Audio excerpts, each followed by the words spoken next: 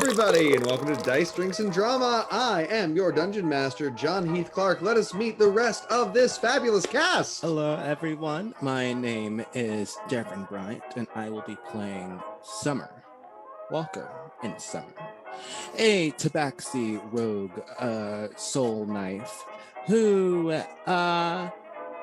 is also the captain of the ship that we are being pulled on right now. That's right, the Garbage Pail needs a little bit of work, but it's fine, it's fine, it's fine.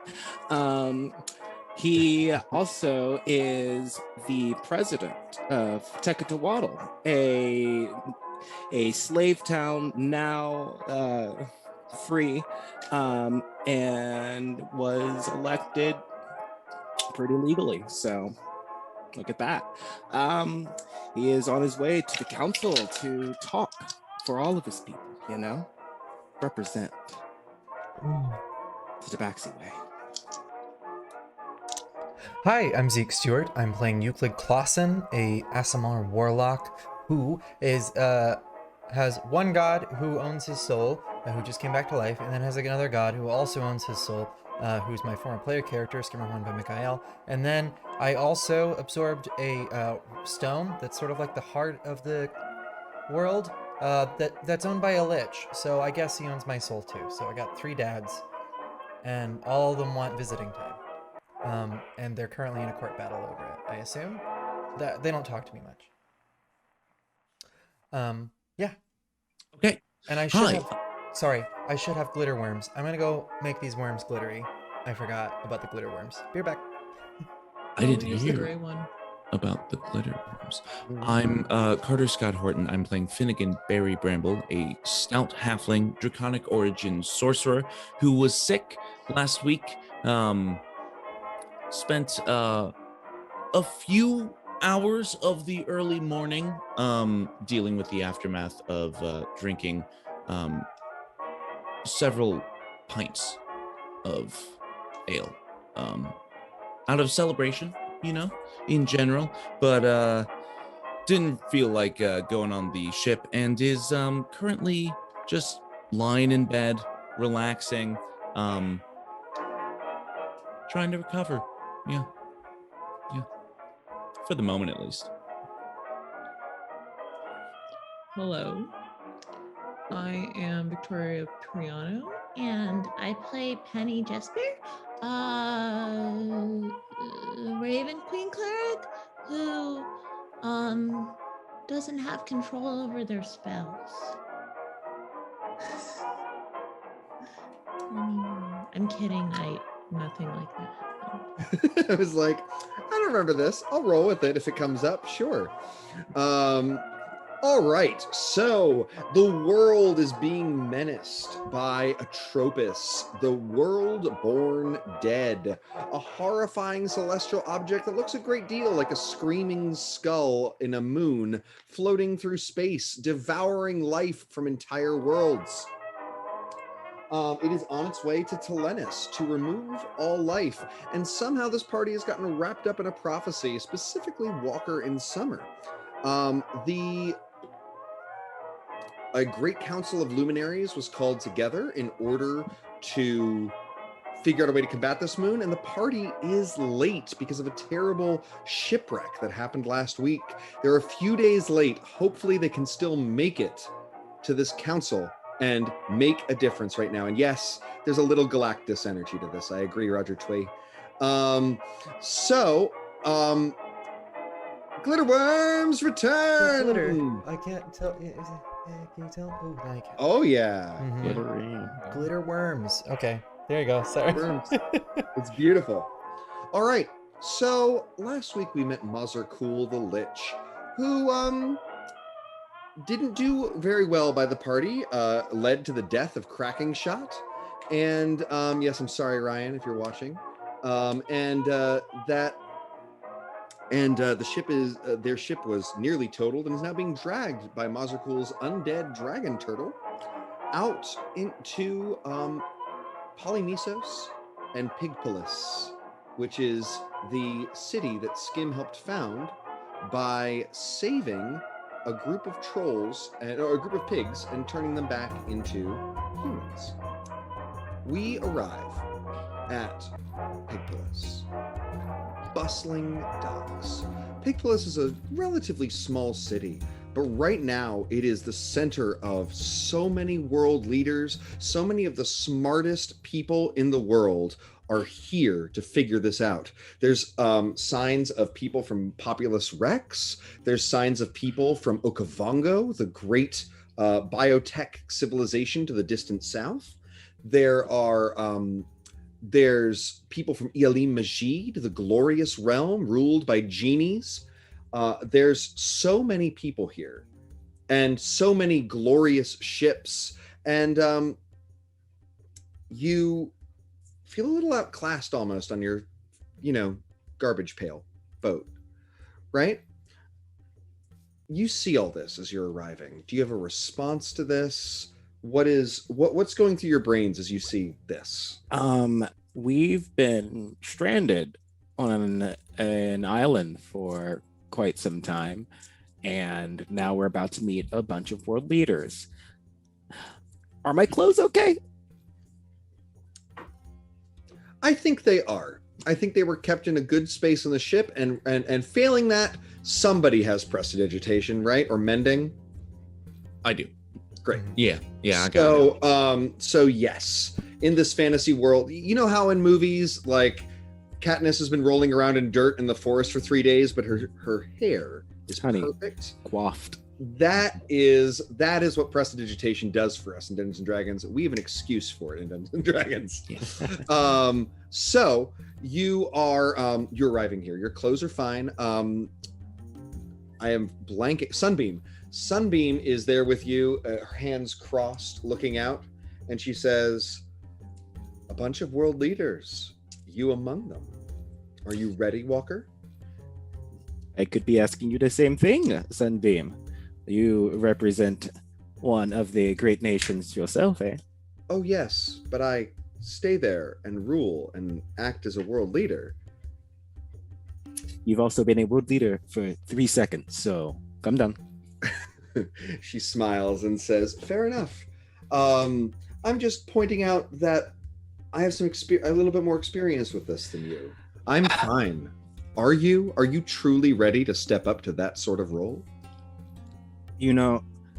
At first I was not gonna lie, I was kind of shaken by this whole idea, having to speak on behalf of so many people. But you have really given me some words to live by. As long as I believe that I am doing the right thing, as long as I believe that I am speaking for the best interest of my people, I think I can do this. She puts a hand on your shoulder and says, "I agree." Penny, Yeah. you are looking out at all this. Uh-huh. Do you have any particular thoughts seeing all these world leaders? People are people. Like, honestly, who the fuck cares if they're like fancier or not fancy? They're all made of the same meat. And as you're thinking about this, a raven flies over and lands on the deck and looks at you and says, and you hear in your brain, "Hello, hello, loving, doting follower. It has been Yes. some time. We were cut off from each other. Mm-hmm. There's so much power here, so many secrets. Do you want to work this to your own advantage?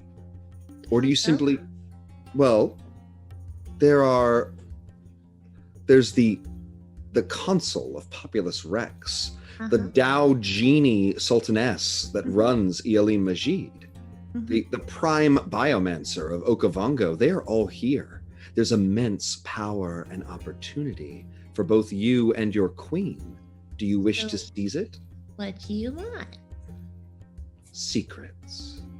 What? Okay. Fine. Influence. Okay. But So what do you...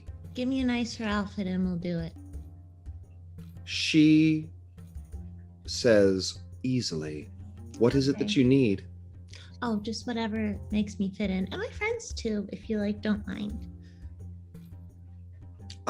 So she says, I do mind, but for you, anything. A flock of ravens is going to fly in and they're going to burst. And as they do, their feathers are going to land on you in a beautiful full-length raven feather. Either do you want like a dress? Do you want a suit, like a raven feather power suit? I feel like the last thing I received was a little bit overdressed for the occasion and would be seen as insensitive for most of the public that I'm about to meet with. Sure. So what is it that you want? Oh, just something common that was at least clean.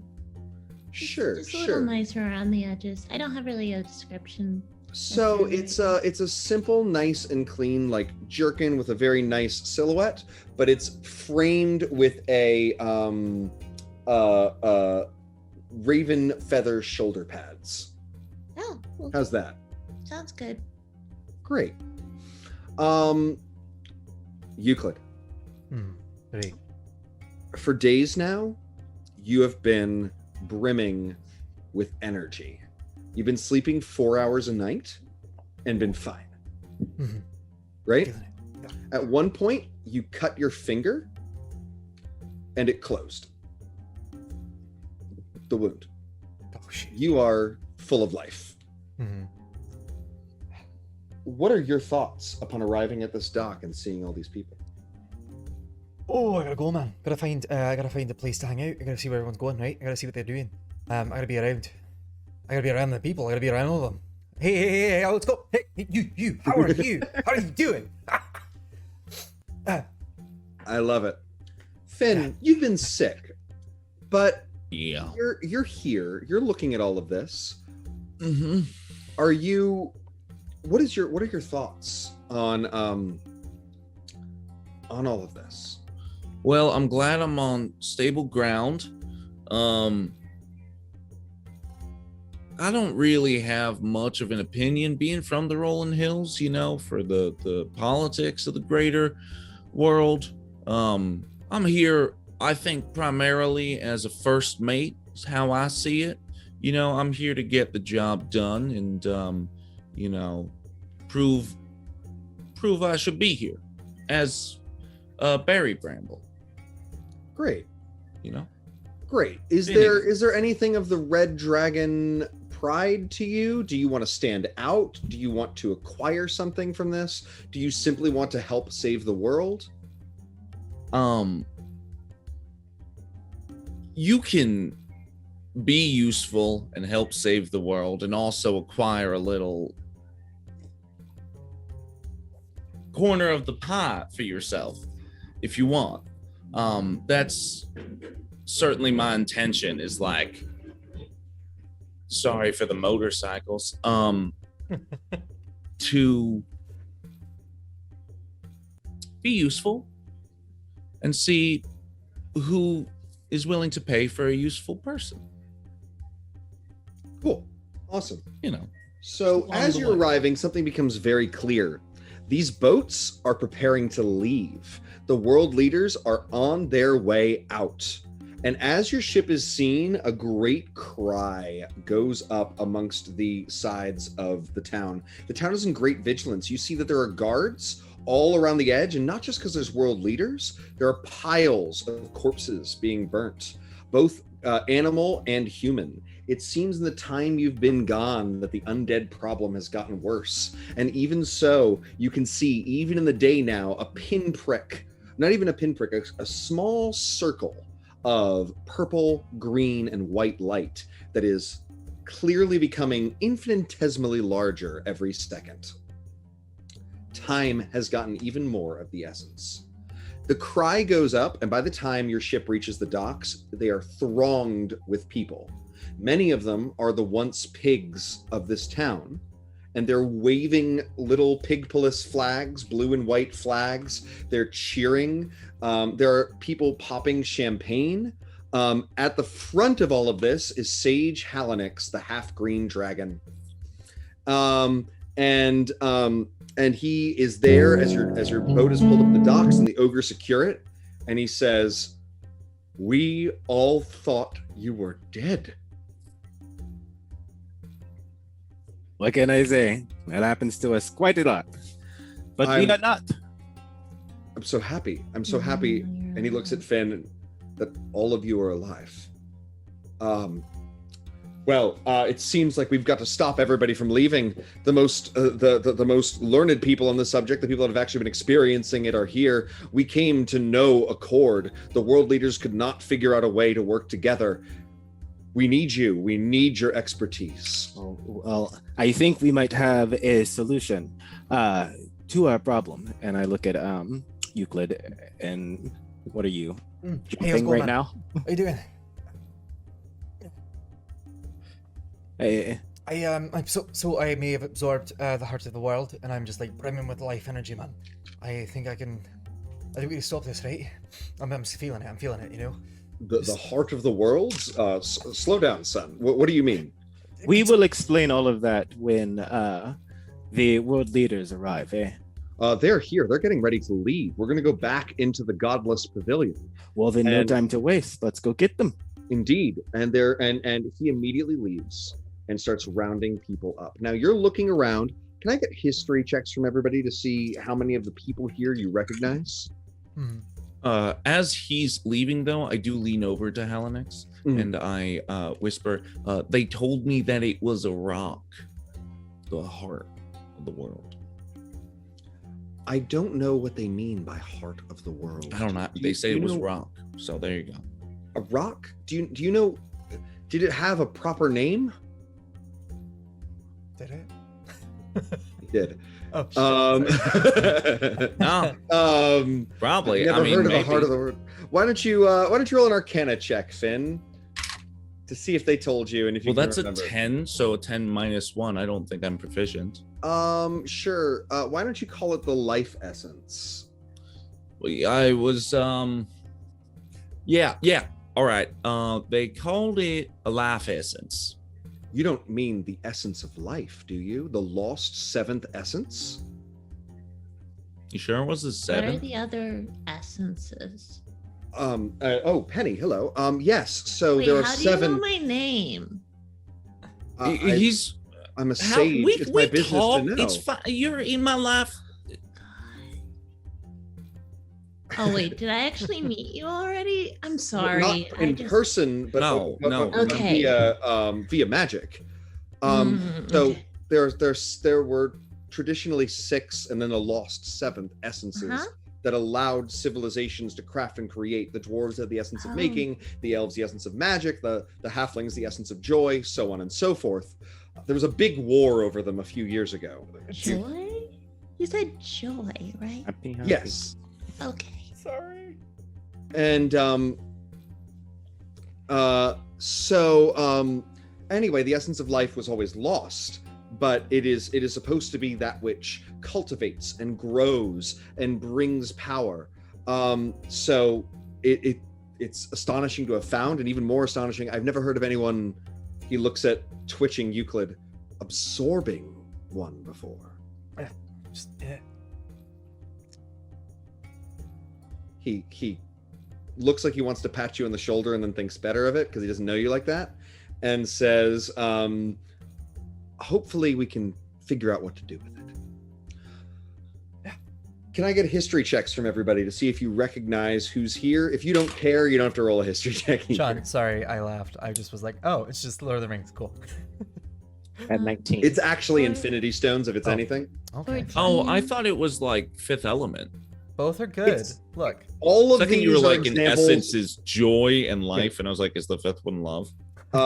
There's definitely a, it's a trope. I try to fit my world with fantasy I tropes. like it. It We've was all got fun. I just- MacGuffins. Right. It's very funny. That's what I was gonna say. All of those films you mentioned are just full of I MacGuffins. think I'm gonna ban the word MacGuffin. I think that's Yeah. That's fine. Okay, we have to use the word McMuffin. I got a 12 minus 1. I am 19. 19. Got a All right. 21. So there are a number of different camps here, and as they're all getting ready, you think you might have time as a group to visit and talk to one camp before a meeting is officially called, right? First, a militaristic camp with all the people in it are wearing steel helmets with red flares. These are the Legionnaires of Populus Rex, which means Consul Julia Artagus is here. Finn and Walker, you once did her a favor live in person over a year and a half ago. Yeah. I am struggling to remember what exactly that favor was, but It's it like a Oh. tower. We hid the I wasn't there, but my god hid a letter from a person who betrayed her. Right, Elacion. Yeah. So she might recognize you, right? Mhm. She's an Earth Ganassi. Originally, I remember her. originally from Elim Majid, the land of the South that has been constant political tension, but she rose and was elected consul many years ago, has stayed elected, and has turned out to be a great, wise, and strong ruler. Then you see the biotech and dinosaurs of Okavango, right? That is the civilization far to the south on the Bright Continent, but even further to the south of Majima Kali. They are, I like to say, Wakanda meets Jurassic Park. So they are super high tech, but it's all biotech. They have living monorails. Their buildings are all alive. They have a, it's a little creepy.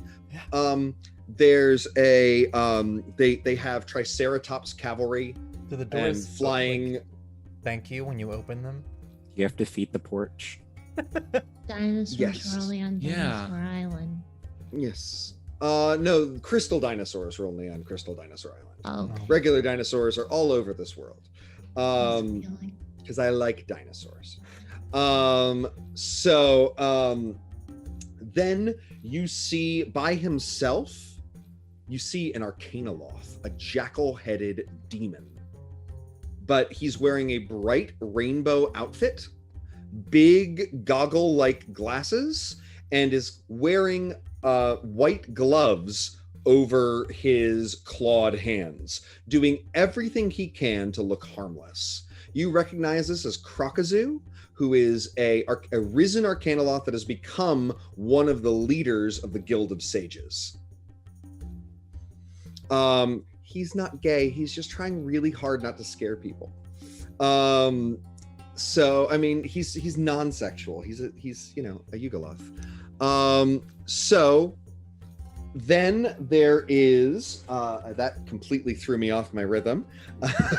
Jackson, that was wonderful. There's a group of adventurers from Crossroads that are here that brought Sage Regilius, who is the youngest and wisest, most knowledgeable sage in the world. He's a bit of a mess, a bit of a soft touch, but he is extraordinarily knowledgeable, perhaps the smartest person in the world.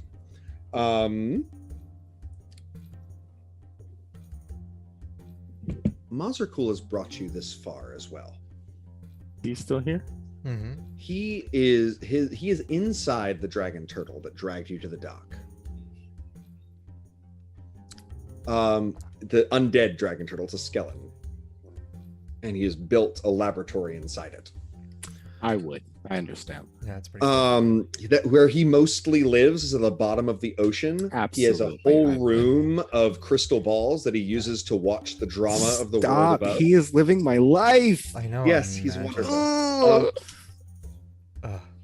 And he's planning on showing up later, but you could spend this time introducing him to blunt the trauma of that. Are you making a poll, Zeke? Oh shit! I did not think of this as a poll for some reason. I was actually just gonna Because make a choice, which is stupid. Yep. That's Mildly. okay. That's okay. I was trying to vamp for time for you to make Totally the poll. made sense I'll what you keep- said. So So it's choices. yep. What are they? So again, the options are Consul Julia Artagus of Populus Rex, Genasi lady. who's a Ganassi. The He knows us. Who knows the us? prime biomancer Zagara of Okavango, Sage Regilius, Krakazu of the Eviscerated Tongue is his full name. He spent multiple millennia tearing the tongues out of liars in Gehenna. He's and before he rose from being a actual Arcanoloth. We almost I passed. said Sage Regilius. Who am I missing? Let me look at my list. The Lich. Mazurkul. Mazurkul. Yeah. Yes. okay, and So, and it audience, they're going to be able to talk to one of these people first. Whom? choose. Well, great choices. Great Great. choice. Excellent, as always. My kids call him Mazur Uncool. Mazar uncool. You said there was a group of adventurers around Sage Regilius. Sage Regilius? Crossroads is a town of adventurers, so and he likes to patronize them. So he, rather than get a whole entourage together, he hired some young adventurers to travel across the ocean with him. Oh. His sort of claim to fame is he hangs out in the Tower of Erudition in the middle of Crossroads and is just always there to help young adventurers. Like, you need extra healing potions, you need a potion of fire resistance because you're fighting salamanders, go to Sage Regilius. Sure. Tongue terror. That's so funny. Just, He's really trying to live that down. Well, I mean, he never will. how long did Alliteration. he do it for?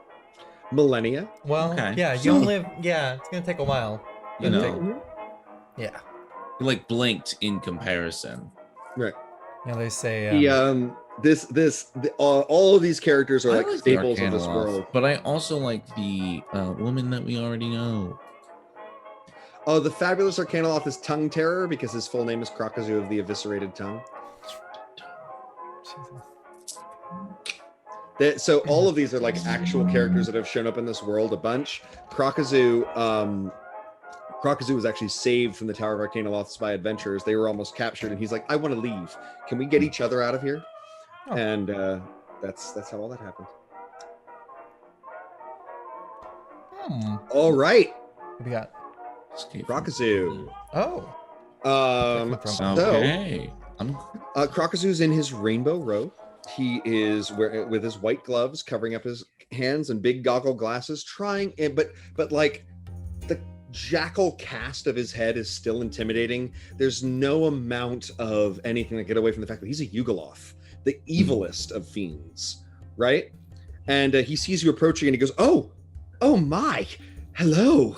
You are all the adventurers of the Garbage Pail. I've heard so much about you. It is excellent to finally meet you." I'm hiding my tongue while I say this. It is nice to meet you too. Oh, please I suppose you know of my reputation as well. I didn't want to tear out tongues. I was required to by the nature of my creation, and eventually I had to rebel against the nature of my creation so I could learn how better to help the world. So, did it start with tongues, or like, did you originally start with arms, or I know you Insects, probably don't- insects or Oh, something? like well, legs. I don't know how much you know about Yugoloth hierarchy. I began as a larva. I don't know my actual soul's origin. When I first Insects. and you grow. I was a Mesoloth for many thousands of years, fighting on the front lines of the Blood War as a mercenary.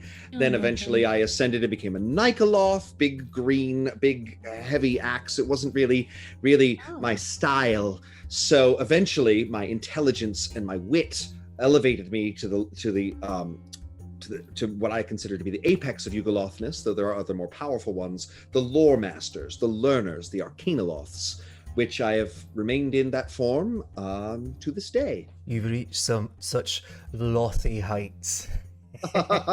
Hey, Yes. You That's nice. you seem extraordinarily agitated. Are you all right, young man? Oh, I'm fine. I'm feeling great. To just like soak up the world, right? Just feel it. Just breathe it in. He holds it. He's on several people. They're on several. They. Both are fine. Okay.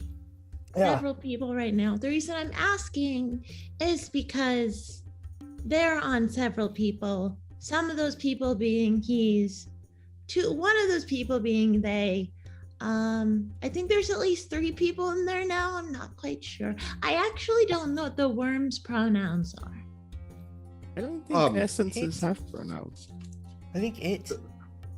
I think the word Isn't it more of like a raccoon now, or like a fox? The worm, the little larva that. Oh, you're talking about other different worm. Yes. Yes. Sorry. Yes, the worm Sorry, that waits. my bad. I actually I've faced against creations of the worm that waits before.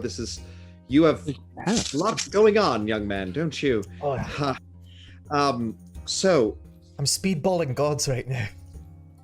I see that. Well, if you at the risk of further sullying my reputation, I am exceptional at extraction.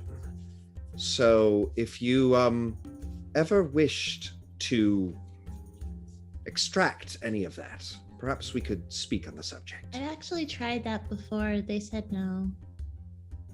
You're gonna use like a knife and like. What do you think that they're gonna use? Oh, what are you fair, gonna right? use? I'm going to use soul magic. Hey. Oh.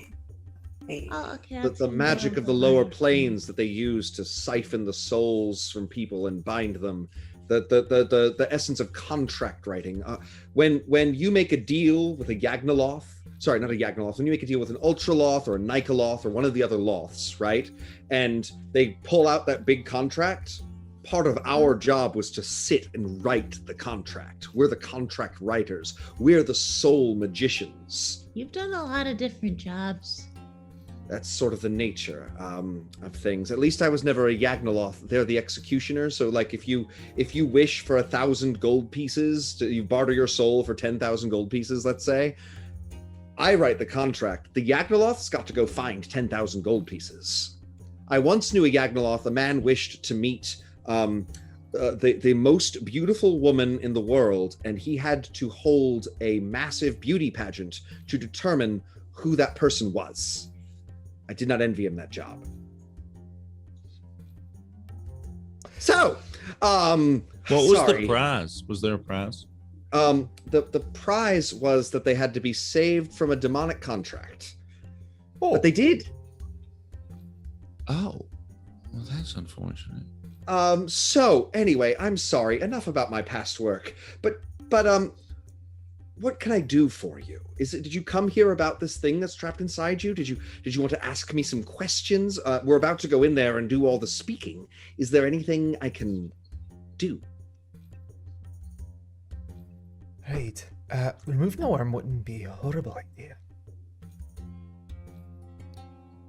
But we should wait for a plan for that one.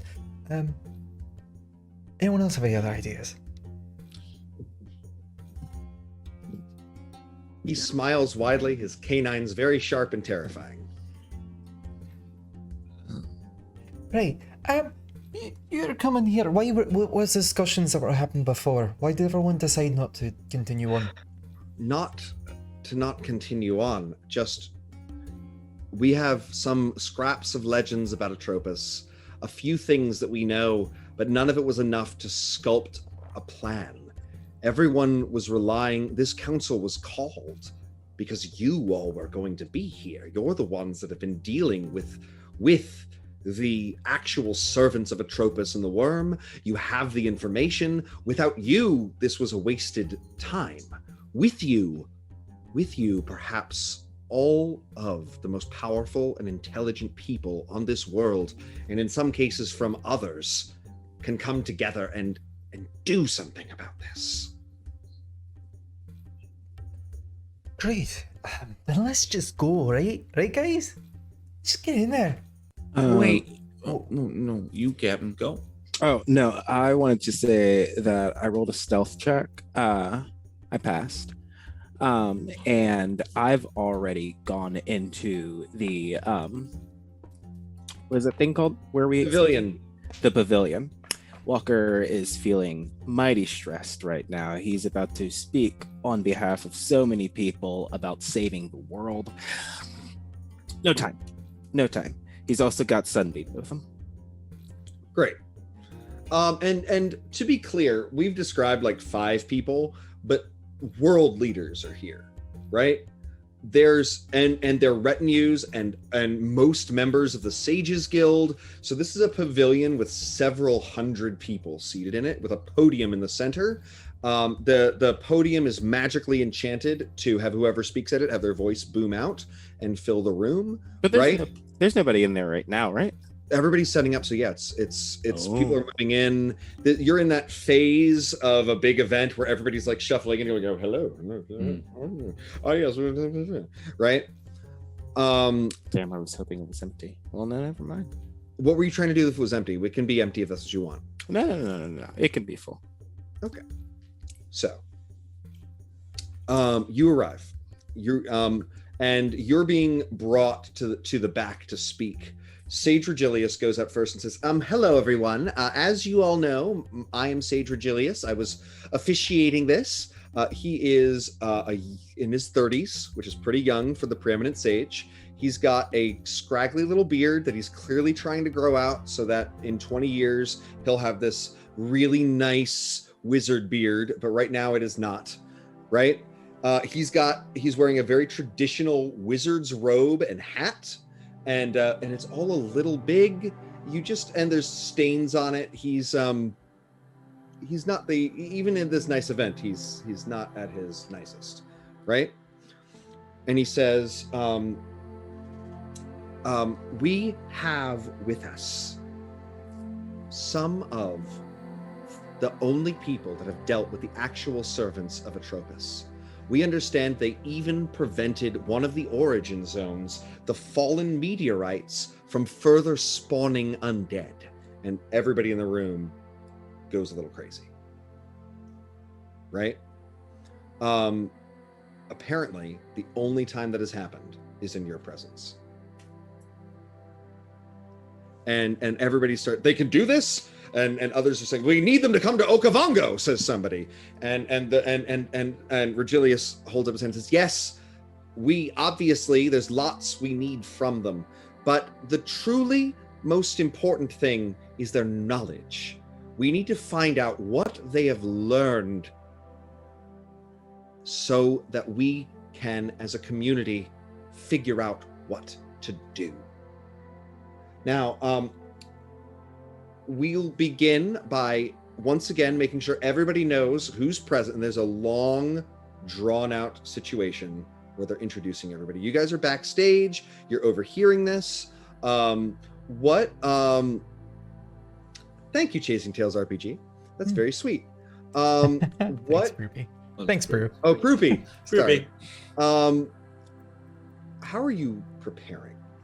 You're sort of being rushed onto the stage. There are several other people waiting to be introduced. There's a little bit of time. Do we know who got second in that poll? Maybe we can talk to them. Let me see. I pulled up here. Well, it was a tie between Popcorn Rex and Biodino. Sure. Let's have Julia Artegas here. Sure. So Julia is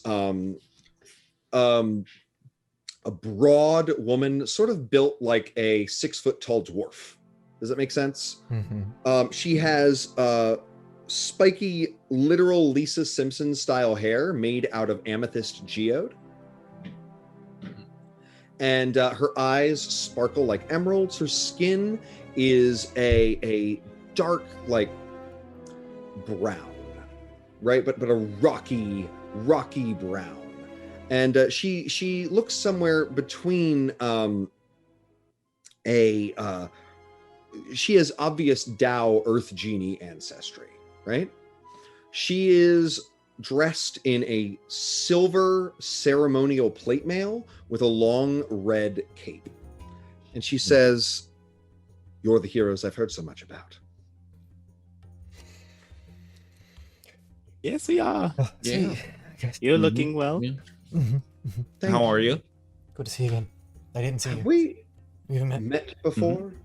Yes, I wouldn't be shocked if you didn't recognize us. We've been through a lot since then. I'm sorry, you look familiar, but I'm not the best with faces, which is being a preeminent politician in the world, perhaps something I shouldn't admit to. Well, But maybe can you help me? You are better with secrets. And I go up to her and I whisper in her ear about the letter that we helped her hide, destroy. Mm-hmm. Her hand goes to her heart and says, I remember now. Yes, it wouldn't do for people to know that Elacion, who almost destroyed the city, was once my dear friend. And almost more. She's very vulnerable for a second. And I'm sorry, I don't think about that time in my life very often. It seems like 1,000 years ago. But the same could be said of you. You've so clearly grown. Thank you. Yes. 1 whole inch. We we've been doing some things, Really? Thank you. So you are here and we are here, and how have your people been? Has it been as ransacked as everything else? It's been particularly terrible. My country, though it is a good place to live now and a fine place for all of our citizens, that has not always been the case. And like most major civilizations, at one time or another, it was built on blood. Our city has many secrets and many dead people within it, to not put too blunt a point on it. Undead rats, undead were-rats, the mausoleums. We have been dealing with an attack not from outside our walls, but from underneath our floorboards. Well, I'm sorry to hear that. I know it must be difficult, especially knowing that you're unable to do something about it. But that's why I brought everybody here. I think that finally we might be able to do something about all of this. And I do hope that I have your help in whatever that I need. You will absolutely have my help. And what is more, you will have the help of my entire nation. We don't know what to do, but when you and yours present your plan to this council, and you tell us what you need from us, well, we are 100% on board to provide that for you. Thank you so much. Your word means so much to me. I hope that one day I can become a leader as good as you, eh? She says, that sounds a great deal like imposter syndrome. I started as an orphan. I worked my way up through the Legion to becoming a captain. I happened to be in the right place at the right time, and I saved the city I loved, even though my heritage suggested that I was not from it. And the people responded and voted me into office. All of us are capable of greatness if that's what we wish to accomplish. You no less than anyone else. Your words, delicious. Mhm. So she says we should all prepare. You have to present your plan shortly. And Yes, man. and then she walks away, and leaving you all to stare at each other. Right. So, Walker, what's the plan? Huh? You got one, Yes, the plan. Yes, Penny, the plan, please. Oh, so the plan is right? Mm-hmm. what we end up doing Mm. is we throw you Mhm. at Me? Atropus. You explode. Okay. Do a double explodey. I throw some lights. Totally Mhm. fine. Okay, I Now like that it. you I like it. absorb the thing, I just wanted to throw the thing at it, maybe. But, Throwing light at death, that makes sense. Okay. Finn, the plan, please. The plan Mhm. is to disintegrate the moon. Does anybody have a plan, please? The plan is to disintegrate the moon. Okay. Hey. So what do we know? All right, so we know that if you touch it, right, it gets coated in something black, right? It gets coated and it gets all shadowy and it's bad light, right? Yeah, but Um, it's all the way up there. I can't so you're not get pushing up that there way. and touch it, and it's going to be hot. Uh-huh. I can't Yeah. touch it through gloves. And I can like bring life to things, right? I think. I don't know, I haven't tried it yet, but I know I can't be cut, right? I got a paper cut the other day. I was reading my romance novels, I was reading a book, and it just closed right the fuck up, right? So that's not something we have to worry about. Okay, that's something we know. We know there's a dark and there's a light cat. Yes. Go ahead.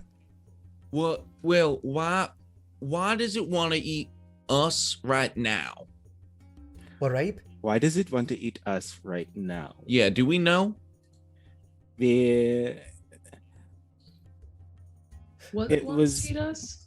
The moon, Atropos, Why? With a Something planet else or to You're eat right. us. sun. What happened? Was it Or something to do with a no worm? more us. Right? So like if we just get rid of like if there's something if it's coming towards us because something is calling out to it, shouldn't we just get rid of whatever's calling out to it? Maybe we can tell Yeah. him. So if we eat, like I said, if we throw Euclid, it'll get really confusing because it'll be the worm that waits, and it'll also be life. So it'll absorb it. Euclid will be fine. Liquid will just fly back down with the wings we never see, and Skim Well, will keep Euclid safe somehow miraculously. Because what's Skim a god of again? Delirium? Delirium. So it won't make sense. So it'll make sense. I mean, yeah, I guess wild ideas and crazy It'll ideas make will sense work that it well. doesn't make sense. Logical logic is the only way delirium Yeah. works. Why am I the cat? Am I the life cat? Like you're the dark cat and I'm the life cat. I don't think you're a cat. No, I thought that was the brother. I do think it is my brother. Yes. Oh, okay. Wait, didn't someone tell you, Euclid, that like you were the last piece of the worm? Yeah, but I mean, like You mean that person you the killed? worm was dead forever though. It just came back to So- life now because but- Atropos came here, right? So we get the worm out, Okay. we flick the worm into space, you get the giant ball. Oh, you Or mean it might chase whatever. the worm? Why do we flick it out into space? Why don't we just kill it?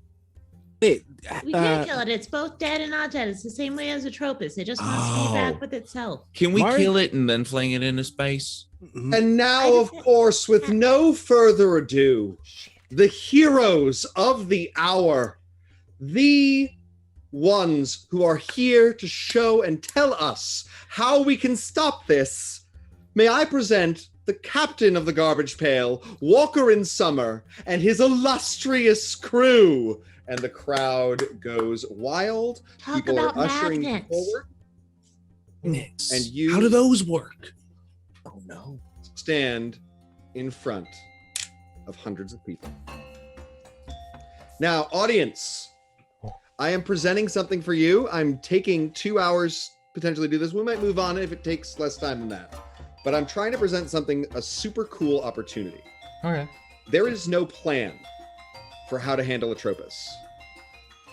There's been a bunch of information that has been put out in the previous episodes for both you and the cast. My I want plan is you- correct. Sorry? I have a plan and my plan's correct. Oh, sure, fair. There's no official plan. There are several plans. I've got it. There's disintegrate the moon. There's catapult. There's others, right? The point is, I think the You guys consensus is have- catapult. the history of Atropos. You guys have the weaknesses of Atropos, and you guys have some what's what I'm looking for? Abilities and powers, prophecies, life essences, right? Uh-huh. You are, both as the chat and as the players, to present the evidence that you've come up with so far to try to figure out a solution that is unplanned. I want this to be a collaboration between creators and audience. Okay. Cool. Does that make Um, sense? Yeah. Sure. Absolutely.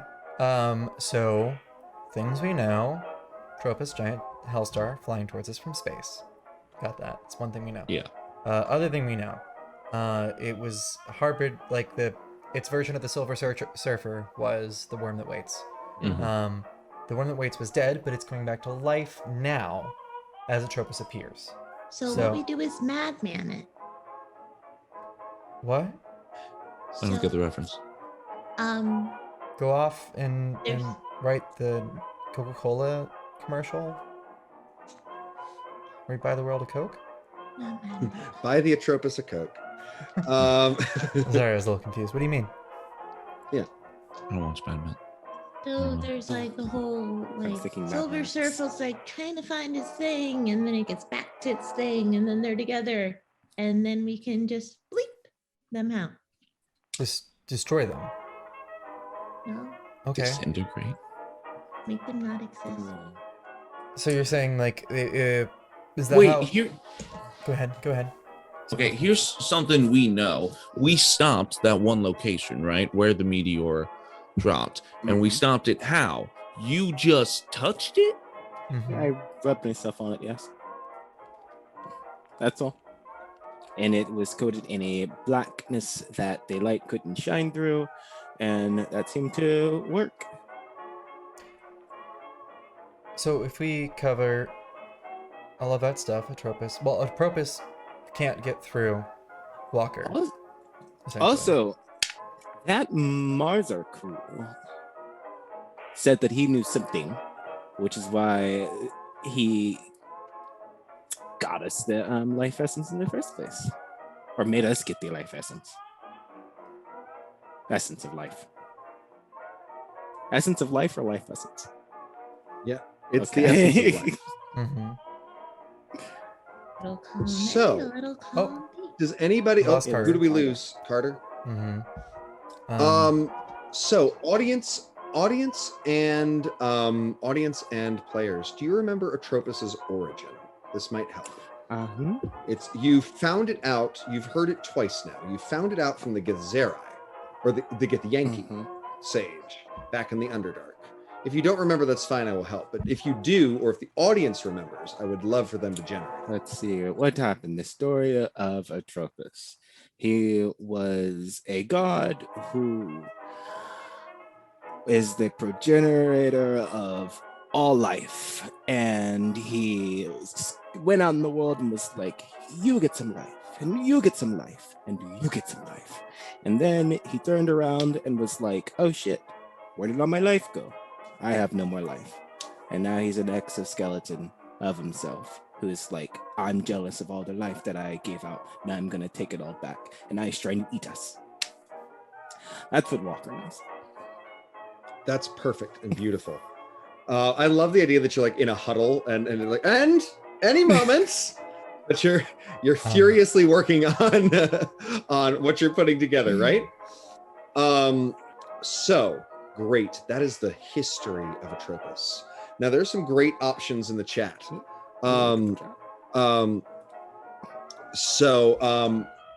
Great. What are some? You've discussed them already.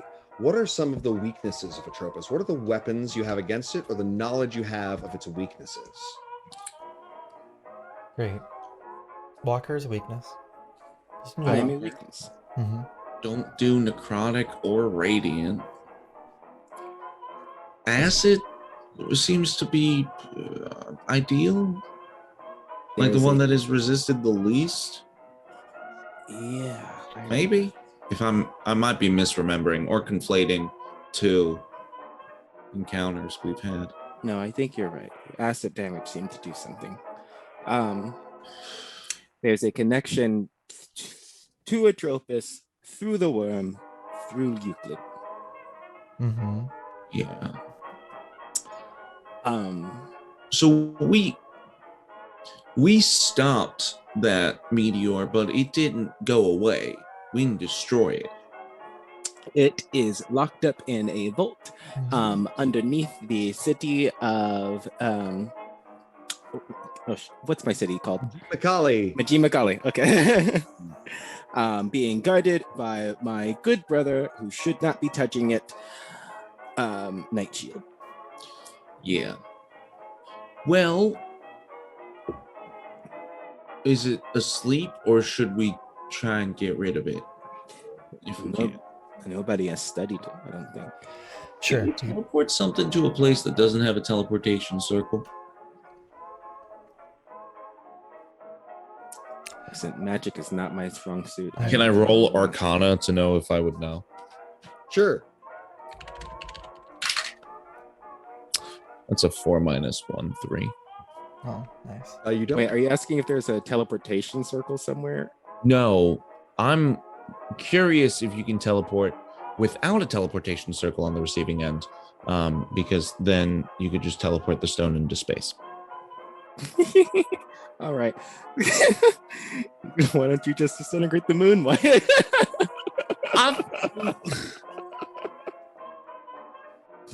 We could wish it away. I mean, like, what do you want? Could like, I don't know, banish it or something. You banish it into space. You could just try to. like another. Mhm. Like there's realms beyond our own that exist in a capacity that allow them to stay stuck. Is there like a hunger realm? Not really.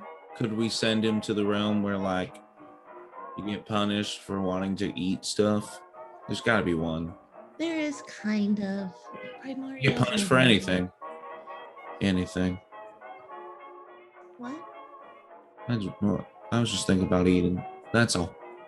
I guess.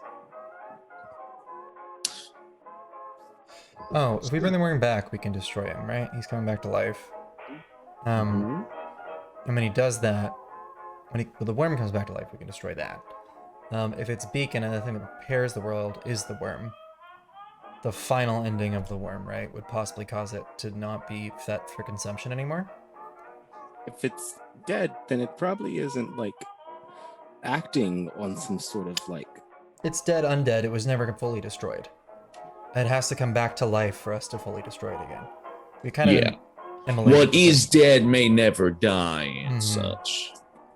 Yeah. But I think you might be onto something there. If the beacon that Atropos is following is destroyed, maybe it'll just, I don't know, not know where to go anymore. Mm-hmm. Like, oh, I'm just goo in space. How do I handle it? That does just buy us Maybe it'll time, go though, out. and then the next generation after us has to deal with it. That's not the way it goes. Welcome to And then politics, right?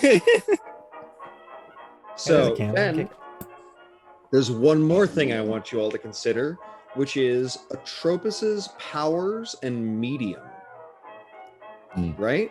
When you fought a few days ago, a few weeks ago in our cast against the asteroid, you had to you figured out the way to stop it. There was a projection of light that was filling up the undead creatures, right? Mm-hmm. So what is Atropos's medium? Right. So that's another way to that's another weakness is his light. Now you might not have a plan right now, but you can go up in front of them and present this information. Yes, I think Right? with that information and the minds we have here, I think we can come up with a solid plan. If I knew exactly what I needed to do at this moment, I wouldn't have called anybody here. Right. But they're all unfortunately expecting miracles. The miracle they shall receive. The miracle is me. Look at me. I'm beautiful. That's okay, fair. All right. All right, here we go. So you are brought up in front of all these people. Sage Regilius nods and says, "We are all extraordinarily excited to hear the plan and information that you have come up with. You are amongst the people that have firsthand stopped this. The miracle that you all accomplished out in Majima Kali has spread around the world, and we have been mourning you for weeks, considering you deceased. But now, wondrous, you are here, and we can benefit from your wisdom." Yes. Meow. Meow. Can everybody hear me? Meow. They all, your meows are a little bit grating as they are amplified by the podium, and everybody like touches their ears. They're like, yes, we can hear you, says somebody. Hello, everyone. We've got some pretty hard hitters here tonight.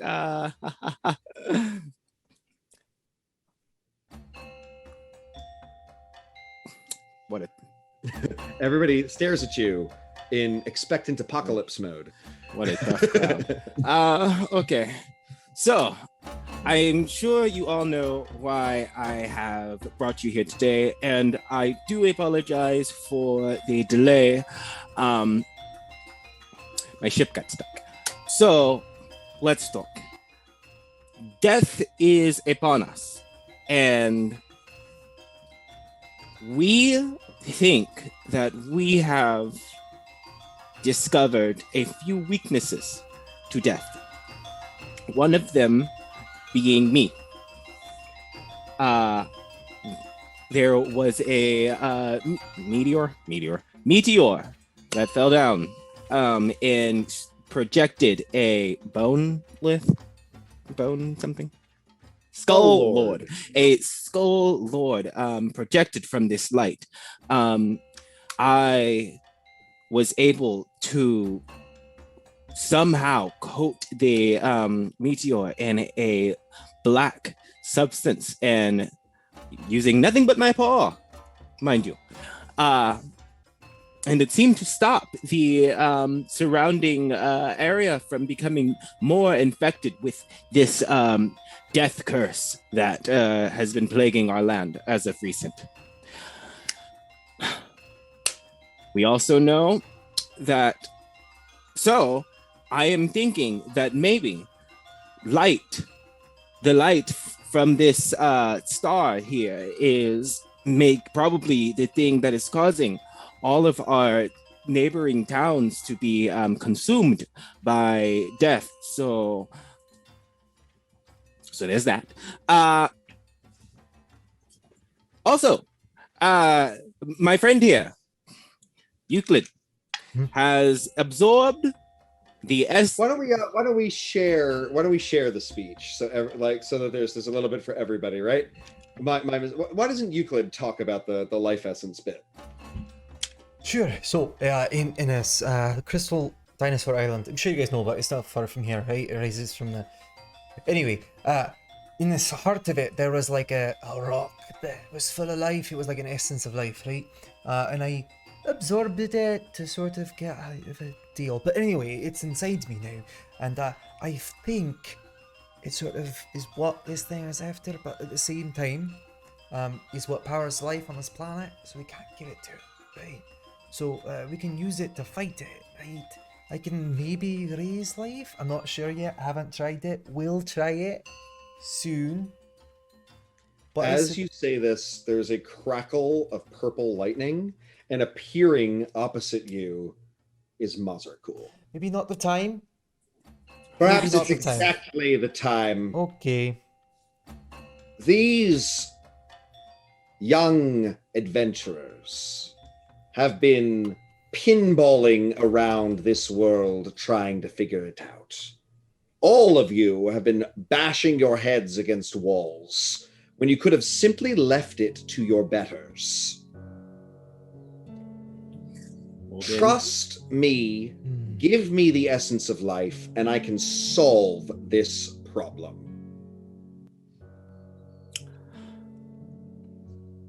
What are you going to do with the essence of life? Are you just like going to absorb it into yourself? It kind of sounds like you're trying to do supervillain stuff. I have no intention of pulling it into myself. I don't know. I didn't know your that tone gives a lot of bad guy energy right now. As much as I want to think about the present, I have to also think of the future, because the future is what we are protecting right now. So, what will you do with the essence of life after the Atropos ordeal has been dealt with? Make a intimidation check. Can I have advantage because he has to answer this in front of all these people? Yes. I give him stink eye. That is going to be a redescription. Mazarkul has great shadowy bat-like demon wings in addition to being, a lich. He's wearing a long red robe. He's got gems all down his chest where the robe is open and inserted into his head. His teeth and mouth, his mouth never moves. It is slitted gems of multiple different colors. and he's got a grill. He's got a grill. One hand, his right hand, is wreathed in flame. Come on! Left hand, clearly belonging to another being. It's like his left hand is chopped off and resutured, but it's also limbed in lightning. Flame and lightning. So maybe I should have had disadvantage for this intimidation check. And he brims with power. Many of the people in the room know who he is. They're talking to each other. There's a weird relief, like, oh, we've got this guy on our side. Oh, absolutely. Also a terror, like, oh, we've got this guy in the mix. Vecna's handling this? We're good. Right. Good. So how did your intimidation check go? 21. He says, I have indeed been searching for the essence of life for centuries, and I do indeed have uses for it beyond simply stopping this apocalypse. But that doesn't mean that I'm not the best person for the job. And yes, just like any other contractor, I would expect payment for my services. And that payment would be access to the essence of life after the fact. What are you going to do with it, though? Like, what's the plan? Like, in front of everyone, what's your goal with the essence of life when you're done with it? You tried to blow up Dinosaur Island, and that wasn't very nice. As we all know, great power can be used for great evil. The people in this room know my reputation. I may be ruthless, but I mean no ill will to the world at large. Without you, what would I watch at the bottom of the ocean? Why are you so shiny? Power. So what do I desire out of the essence of life? That's just it. I don't know what's capable. So much could be capable. New species could be created. New land masses. And I have a proposal for you. None of us know, really, what this essence of life can do. It has been hidden from us for a very long time. I propose that we do allow Mazarkul to use the essence of life to help us. And in return, you are allowed to experiment to your heart's content. But you must share your findings with every single nation. All right. In the world. So the crowd has to accept this as well. There's like a system set up for magical voting on the plans and everything, right? You, audience, are representing the crowd of intelligentsia. Are they going to vote to accept Mazarkul's help? What's up, Penny? But okay, one more condition. Remember what I said on the island about the eye? That eye is great. It's a wonderful eye. Can I borrow it for like an hour? That seems like a separate deal, one which we would have to discuss. Oh. We will discuss that when we are not in front of hundreds of world leaders. All right.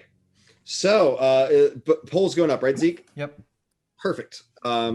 So, do they accept Mazarkul's help with the condition that he gets access to researching the essence of life and has to share his stuff, which is a great addition there, Walker? Sorry, that's the accepting, yep. Yeah.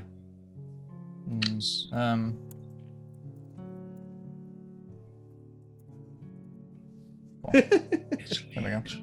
It begins. They would have to. Rip, rip, rip, rip, ree. Maybe. Yeah. Oh, it's up. Ooh, the poll is very energetically going back and forth. It's like whack him really hard in the back of the head. Bet I can get Oh him. my. I'm just saying. She got the eye. Like, I don't know what he must have been like before. Like, just saying. That's right. Yeah, I failed to mention the eye description here. He's got his right eye socket, or his left eye socket is empty, and the right eye socket has a glowing artifact, the Eye of Vecna. I have a question about it. Oh, does he have the hand too? Yes, he does. Yes, hand in the eye, and the staff of the Archimancer. So how is his like eye bit going? Is it like totally fine and fused and just fine? Or does it What do you seem mean? like there's a little bit of resistance to his Eye of Vecna? I think he's fully integrated it. Oh, okay. I really want the eye. Just tear it straight out, buddy. When you're doing the thing, you should take the eye out. Very Kill Bill Volume 2. Wow, there's a Fucking war. points battle. Someone is There's just a war. Yeah. Yeah. It's sitting tied. It's Yeah. 17 to 16. Oh, 17 to 17. My God, someone's gonna try to. They're just trying to eBay snipe it at this point. Yeah. I love eBay sniping. One of my favorite. What Yeah. a practice. It's so crazy. This is our most voted on. Maybe. Yeah. Oh wow. Oh, someone's definitely. Fucking Mm. going in. Mm. It's at 33 to 32 right now. Wow. Okay. Wow, that was Connor. Damn, fine. Honor, God. 3,200 channel points. Woo. Wild. Wild. All right. I mean, hold on. I'm sure the council has voted and everything, right? What do you want to describe it? Describe it. So everything, there's a huge, massive vote. People are yelling at each other. There is all of this. You see Julia say, "We will never work with the undead." Consul Julia Artegas. The prime biomancer of Okavango blinks her third eye several times and says any means are acceptable for this end. There's lots of argument, but finally the votes all come in, and it is agreed to work with Mazerkul. He says, "Excellent. You will have all of my power and knowledge at your disposal." Right. And then he whispers over to you and says, "Afterwards, speak with me. I should have gifts for you. For now, I shall take my proper place as a member of this audience, determining the fate of this world. But my powers and service are all at your disposal." Wait, you did have an idea. Sorry? You didn't know what you were going to do. Oh, yes. Plan. I do have a plan. Uh-huh. So, he works through light, as you have all described. We can harm him by occluding that light. And what we need, and he points at a representative, a big white wig, rotund gentleman, the high chanteuse of Porta Illume. And he says, "Their city of pride and decadence uses a gigantic mirror to highlight the rich part of the city, bathing the poor part of the city in its shadow. I was going to relieve them of this mirror and place it in such a way that it moved around the surface of our earth, reflecting Atropus's life back at itself. This would buy us time until it got close enough for us to manipulate it directly. Now, I don't know exactly what we will do. Nobody has gotten this close to Atropus before. But once it is that close, I am confident that the energy of life can neutralize it, should I have enough time to study it." That is my plan. Okay. So the other idea that we had, right, is that it seems to be tracing something, coming at something other than life, right? We got this wormy boy. It's partially also with me. I got life, I got worms, whatever. Don't worry about it, y'all. That we could possibly wait till it gets close enough. The worm comes alive, kill the worm. It has nothing to come after, right? The worm, says Mazarkul, Yeah.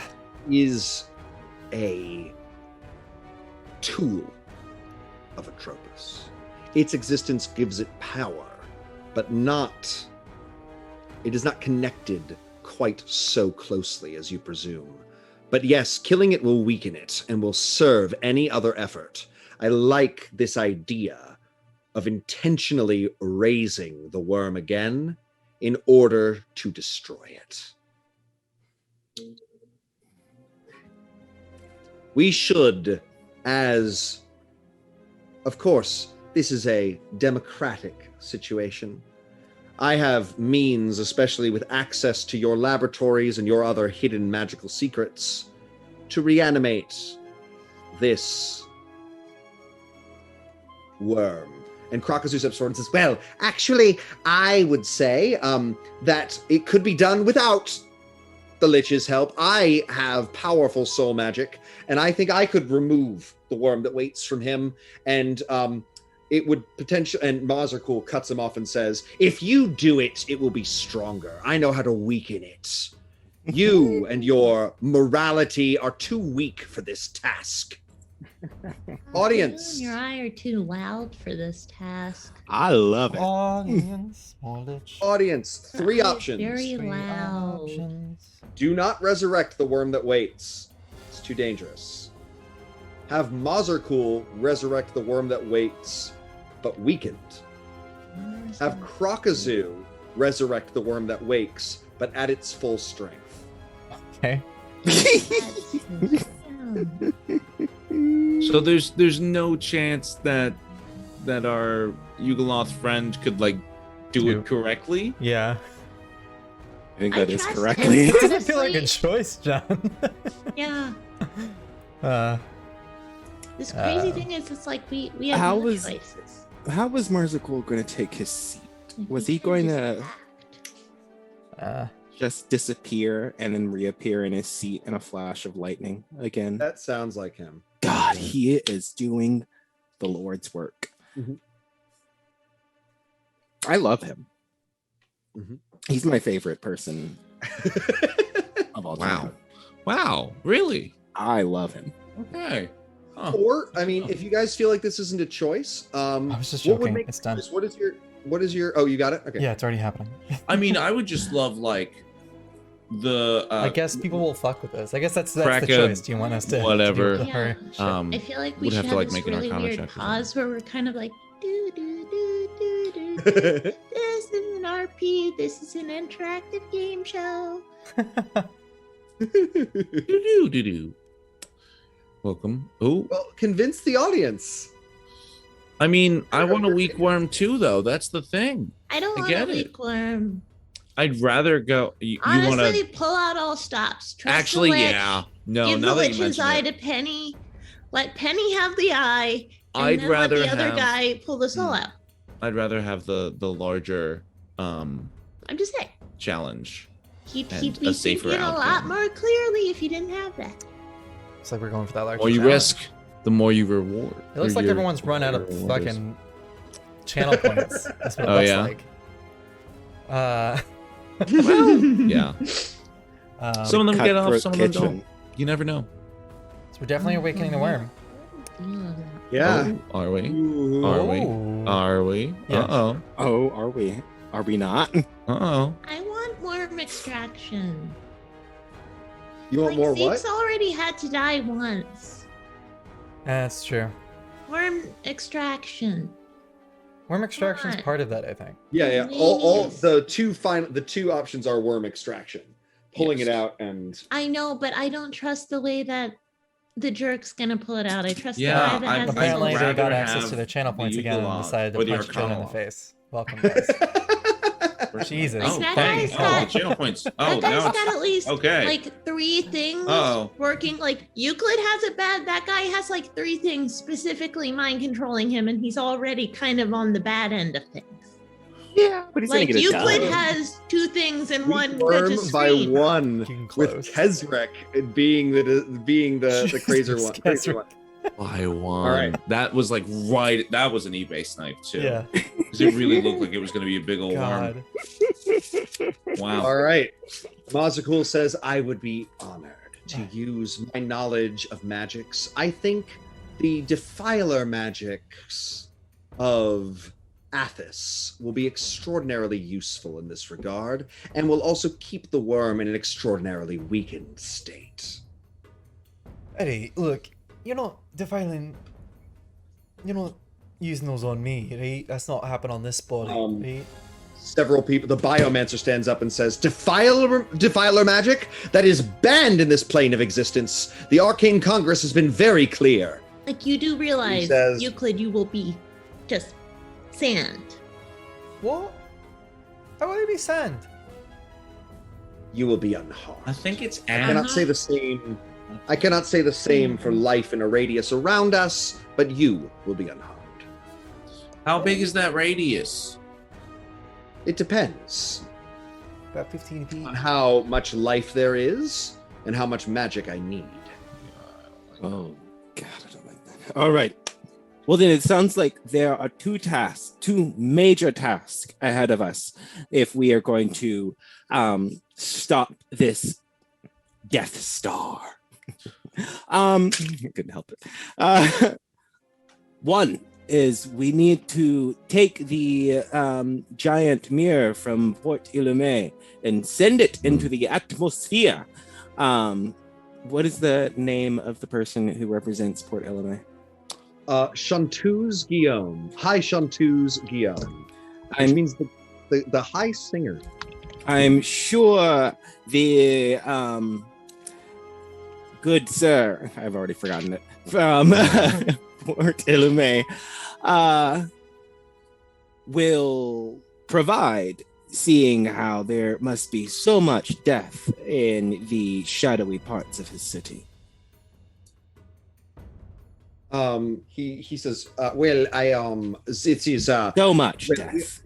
we are dealing with many problems, but yes, it has been strange that our upper class citizens have been more susceptible to the attacks by the undead. I suppose this attachment to light has something to do with that.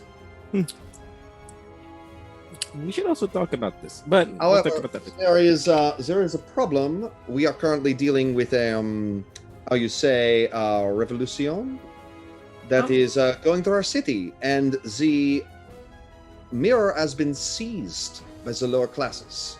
Oh, good. So Good for them. they are planning on destroying it. Oh, so bad. if Oh. you wish for this mirror, you will have to.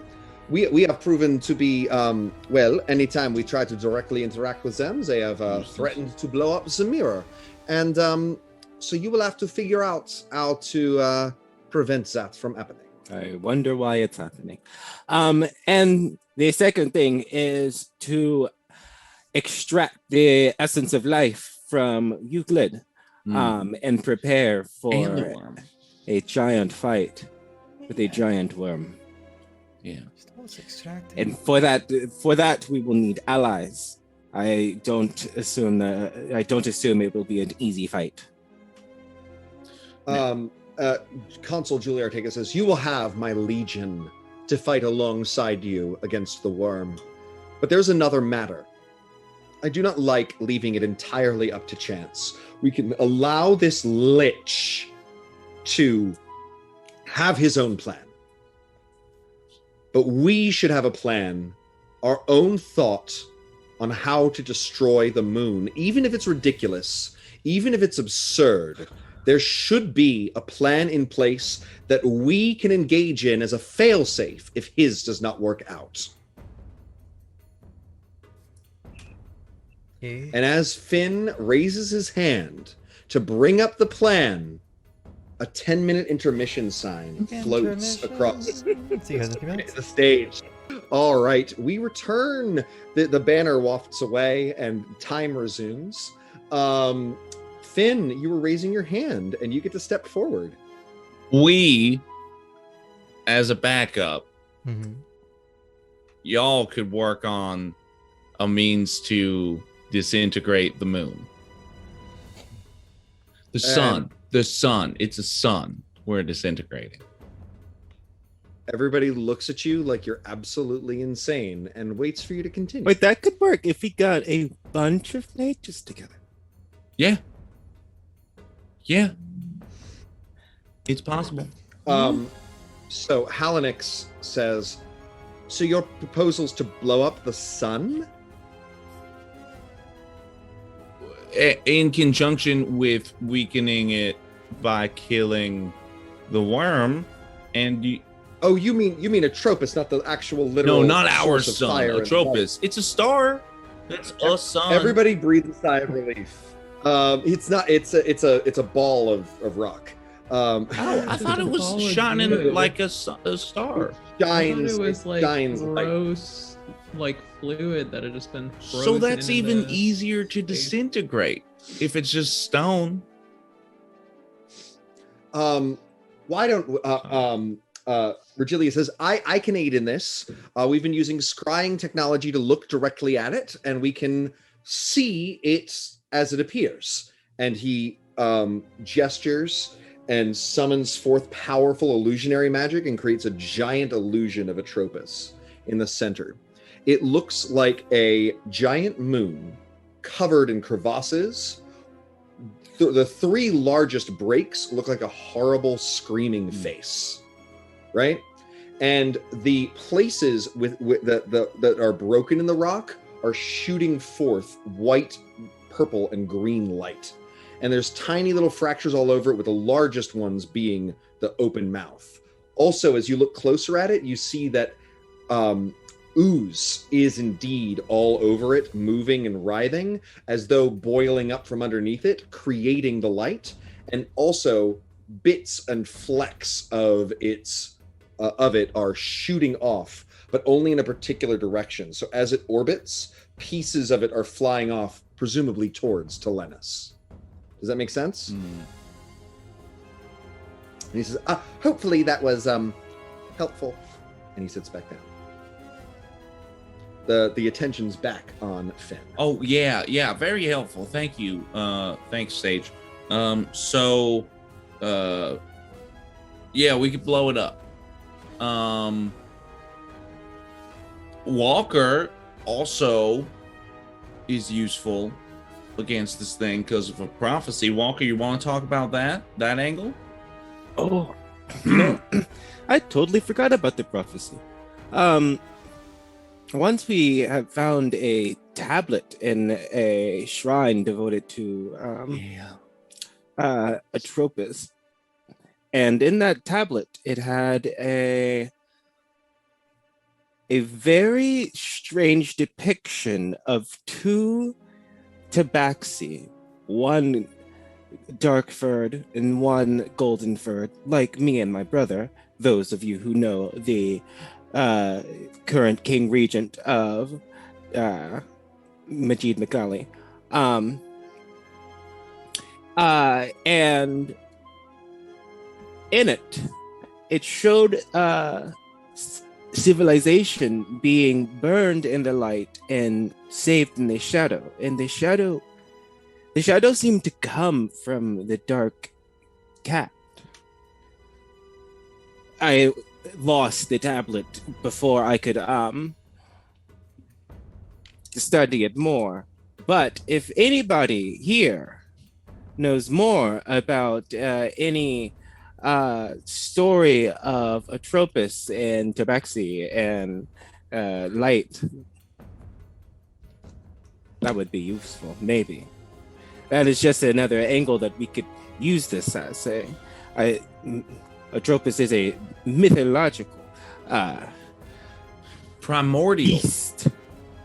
Primordial. Hello, Crocazoo here. There have been some rumors that you found some way to prevent it from spreading and closed off one of the generative apertures that it's been creating. Can you tell us anything about that and perhaps how that might be useful? The thing is, I have to get close enough to touch the thing, but once I do, a blackness seems to spread from me onto the thing. Meteor. Zagara, the speaker from Okavango, stands up, and she says, "This is not widely known. I should describe her. She's in a long green and blue dress that moves of its own accord. It looks like it's made from living seaweed. She has a third eye in the center of her forehead that blinks in out of concert with the rest of it. Her dreadlocks move and flow as though they're underwater, and they have a sort of tentacular quality. And she clearly, her form is a little bit mutable. She's a very powerful transmutation wizard. And she says, "We have not publicly disclosed this because it is not the business of other nations what technology and research we do in Okavango. But we have created transportation craft that can survive the void of space.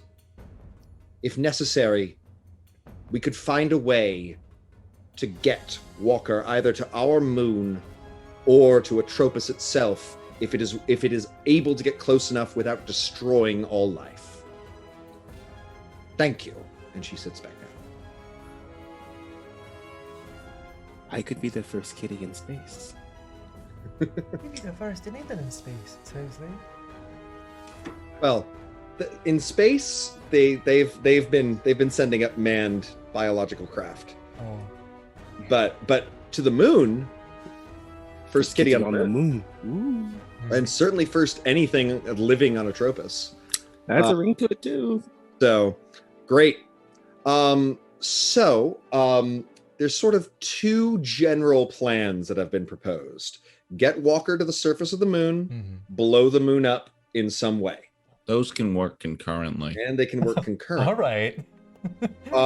Are there threaten your cat? Undeading the moon isn't a thing. Undeading the moon. Well, that's actually a great thought. What are you thinking? Gwen? Or not Gwen? Wow, throwback. Penny. Is that? I'm a little hurt. I'm thinking that the Raven Queen might have something sparkly to deal with. I don't know. Sometimes a cleric's gotta do what a cleric's gotta do.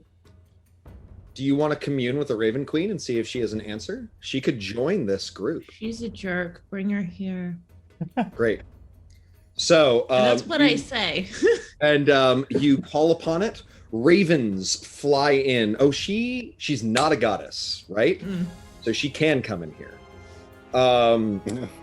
She's not a goddess. She's not a goddess. She Once is a goddess. Once. Sorry? Once. Right. Not now. No longer. Birds flap in and they begin to cycle and swirl around in a giant murder. And the hole in the center of this murder is the Raven Queen. And she says, "Of course I can only come where I'm invited. Thank you, Penny. Please have fun." I intend to. Hello, secret holders. I am, of course, the greatest keeper of secrets, and I would very much like to offer something to that account. You are all aware of how the being Atropos was brought into being, how it seeded the universe with life and gave up itself out of altruism and then failed. I believe my follower wishes to undo that transformation. Is that what you mean by undeading the moon? Yeah. Please, what thoughts do you have on this, and I can illuminate and elucidate on them? You're the one with all the secrets. Indeed. And in my yes, Finn?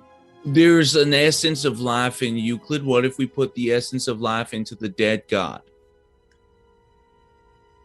Yes, this could work, though we would have to discover the exact secrets of its origin beyond mythology, seeking out the greatest secrets in the multiverse. It would be a quest to some of the deepest and darkest places, learning things that even I do not know. We could go against its origin and turn that against it. Oh, okay. Yeah. Sorry, I cut you off and you're like almost a god, so I'm sorry. I'm used to it. I said almost. Have you met my favorite follower? Do you think she doesn't cut me off? Wait, you're the goddess. Oh, I'm sorry. I'm a little slow on the up. That's good. Yeah. And he learned it from me. The birds all No, I flock to didn't. the Oh. At all. the birds all flock to the side and watch, ready to add thoughts as time, if any other questions come up. All right, so I've heard 3 basic general proposals. Audience, do you have any others? Or great, we can do those 3. Yep. It's I believe there was one about a giant automaton cat to go and Didn't do that one. Sorry, did not That's- add that in. Well, that's within the power of life. Swaddling the moon.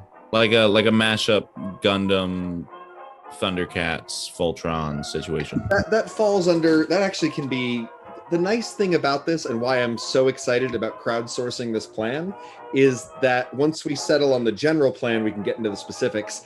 Any of them can involve a Kitty Gundam, Yeah. Fair. True. right? Building the destructive thing, bringing, Yeah. like Mm-hmm. You heard it here. the Kitty one Gundam. that physically gets, what is the one that physically puts Walker on the moon for these? Swaddling Atropos. Swaddling is Walker going directly to the room. Moondust is destroying it, and undeading the moon is going and finding its origin and using that to combat it. And then Yeah. fixing Euclid. Because if we find the origin, we can fix Euclid in a non-invasive way. I Yeah. thought we were fixing Euclid with the whole lich. What to say? I thought I Yeah, already that's why I sold was it. like, magic. you just roll with that. Because There's there's other like options. It's your own destiny. an anti-life Space something. Kitty is swaddling Atropos. Is All right. the first kitty on the moon. Just giving them a specific. Yeah. Okay. All right. The battle begins. Yep. Hmm? Looks like Mhm. disintegrating the moon is not a favorite, Finn. I'm so sorry. That's, you know what? It's fine. I loved it. It's an acquired taste. Moondust. I understand. The dusty You moon. know, it's for the finer palate. Wow. Mhm. Looks like we're swaddling Atropos. That makes sense. You are the chosen one. Mhm. Well, we are tied. Wolf. Oh, It's all right. Now we're no. definitely. Yeah, we're doing it. No, I was like, no, we're not. Yeah. Right. Swaddle. It- So great. So the audience of luminaries all votes, and it comes out that the plan is to get you all to prevent Atropos's destruction of the world long enough for him to get so close that transporting you all to its surface is possible. Does that make sense? Mm-hmm. And the audience is going crazy. Everybody's offering things. Krakazu is tabulating ideas and writing furiously on a scroll, figuring out what to do. And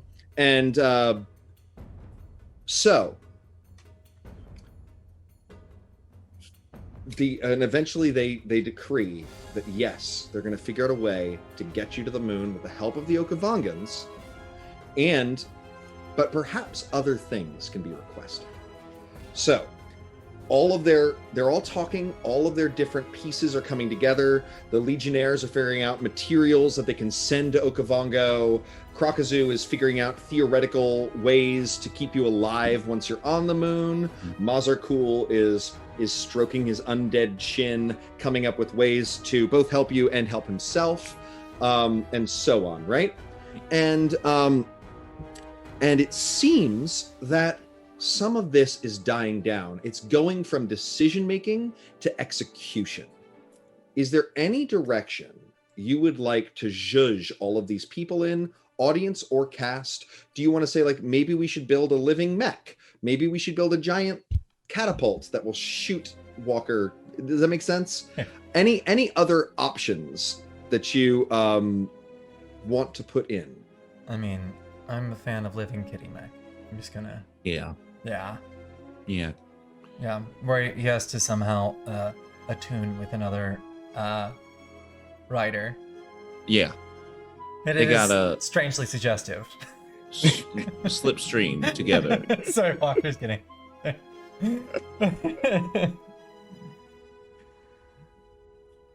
So, All right. all right. So they are, the Okavangans are building the ships, Mm-hmm. but the representative from Vinci is here. Vinci is a hyper-technological city to the south of the Catalan jungle. It is set on 8 interlocking gears that constantly move. Public transportation is sitting on one of the spokes of the gear, and eventually, over time, you'll be next to where you want to go, because the whole city intertwines and moves in on itself. And the Doge of that civilization is here, and he says, "Well, I believe that we could build a, what do you call a mechanical device to encase either one or all, one giant machine that can perhaps split into 4 pieces, housing each of the people that are going to the moon." This is a Voltron Yeah. slash Gundam. Does this work for everybody? Yeah. Yeah. It's also a little fantastic car. What's Fantastic Car? The Fantastic The Four is- Fantastic Four. Oh yeah, Um, it splits apart. Okay. It's their We if we have never been allowed to go to Okavango, but if the Prime Biomancer would allow us, we would be happy to go with them and build something that could integrate with their living ships. Well, I believe that this is what this is for, this meeting of minds, this meeting of nations. I hope the Okavangans will approve. And the Okavangans look very distraught. We do not allow outsiders to our city. Whenever we have, they have hurt us, they have stolen our secrets, and they have harmed our citizens. That is why our city is hidden from all outsiders. You would propose us to break this multi-century decree?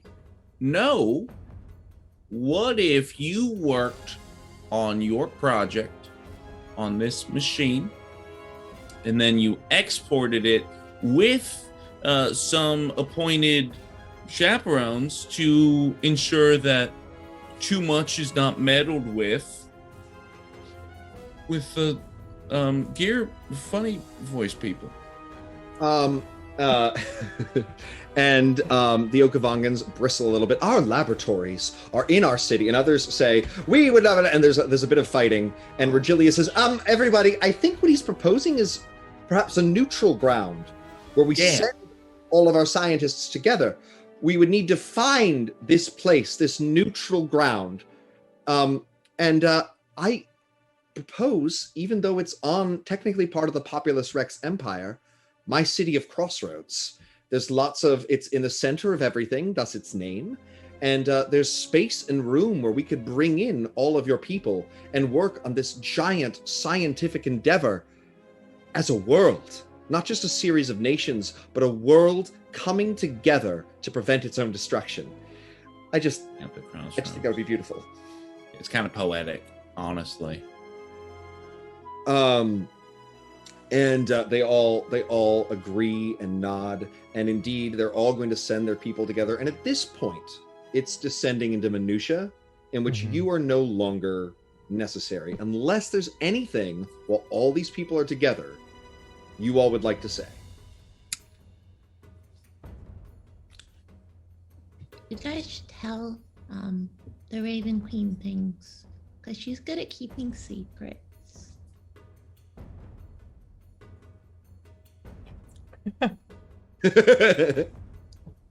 See? Look. The birds all nod in asynchronous agreement. Yeah. Like if you're like, oh, I'm really not sure about something in your interpersonal life, maybe the Raven Queen will be there for you. And then Penny just looks at the Raven Queen, shrugs, and then just is the first one to walk out the door. And others follow suit. Everybody wants to talk to you. Everybody loves you. They're working on plans. And everybody, there's a gigantic post-meeting luncheon, right? With all manner of foods from the nearby area. There's no pork. They don't eat pork on this island, but all manner of other food is available. Spanakopita, feta cheese salads. What was that? Nothing. Lamb. Your Brothers references.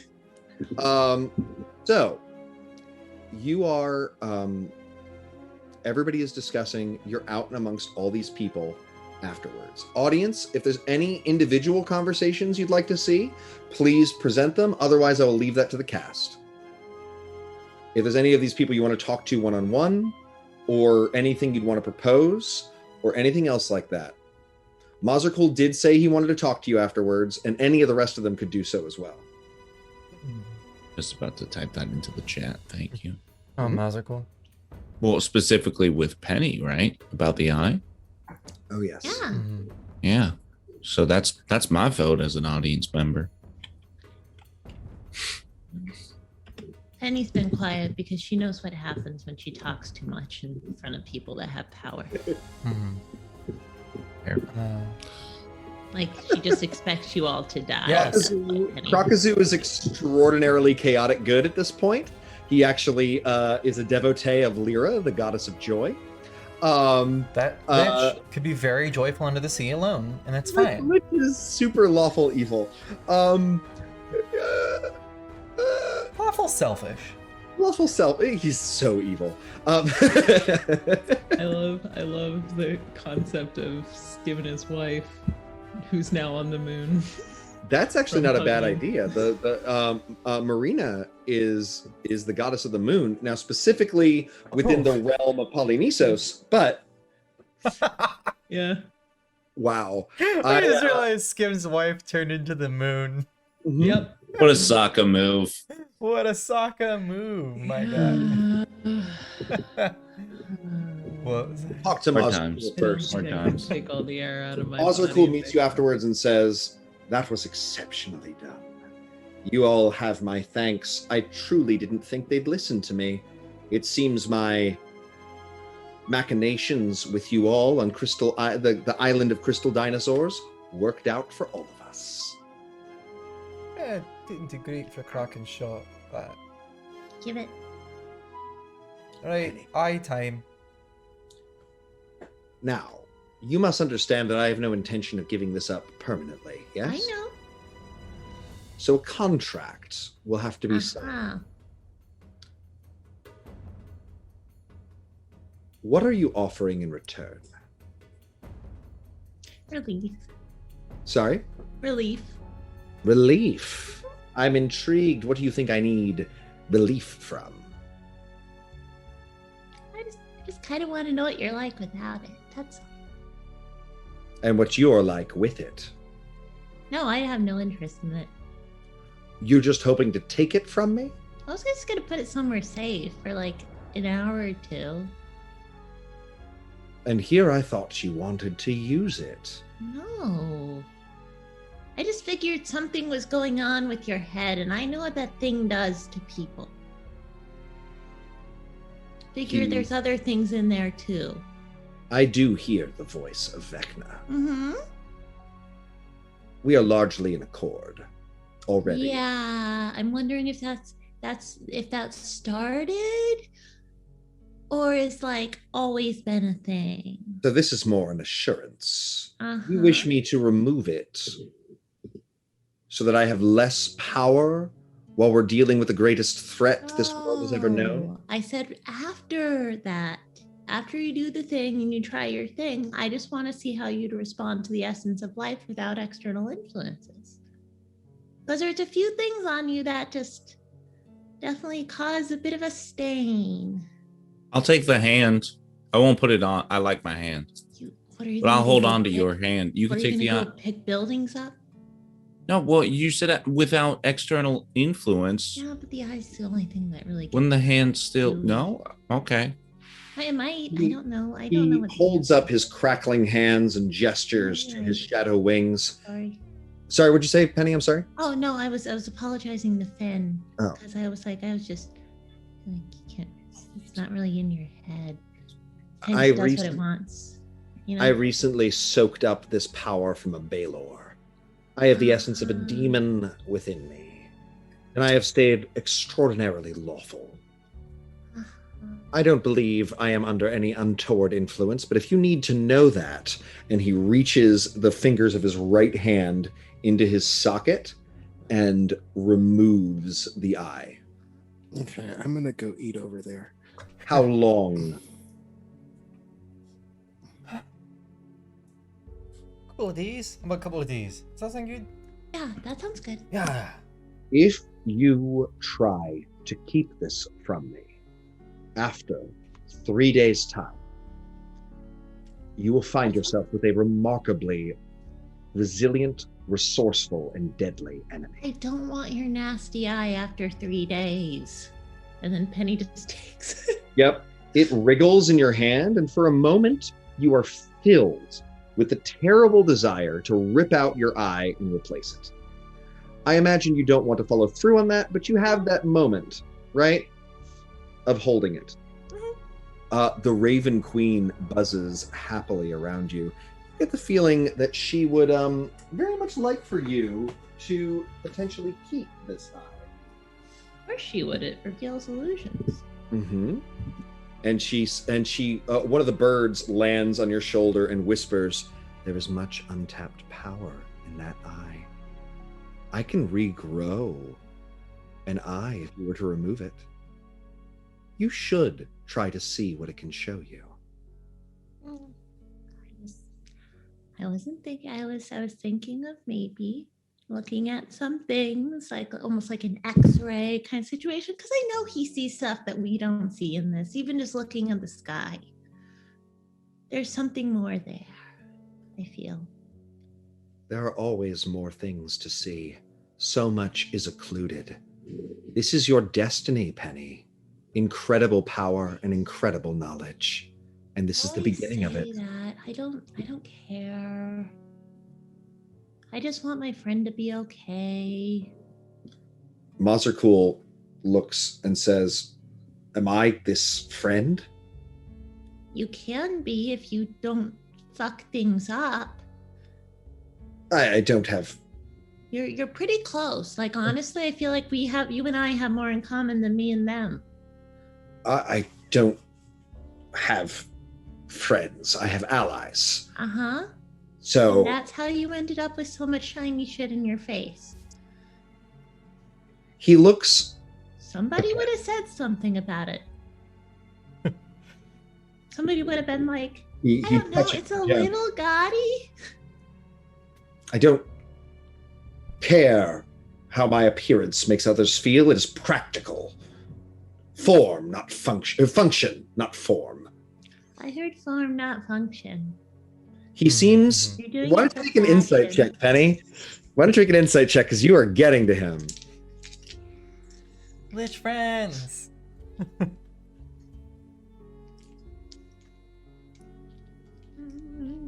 Why didn't it show up? My dice didn't give me dice. That Oh, you were rolling them sucked. online? Yeah. Oh, okay. 27. So, nobody has tried to be his friend in several hundred years. Uh-huh. Nobody has been concerned. Nobody has expressed the affection that entails telling somebody that how they look isn't perfect and that maybe they should change it. Yeah. It's you see that there's the little sliver of humanity that is left in Mazerkul you have touched upon. Yeah, I just feel like you started at some place and now you're here. And like I feel like that original place was very small. I get that. I really relate to that a lot. I was a minor son of a minor noble family, and I had power and a destiny that well occluded that, and I seized it. I understand that. How are you so comfortable with liches? Because my mom's one?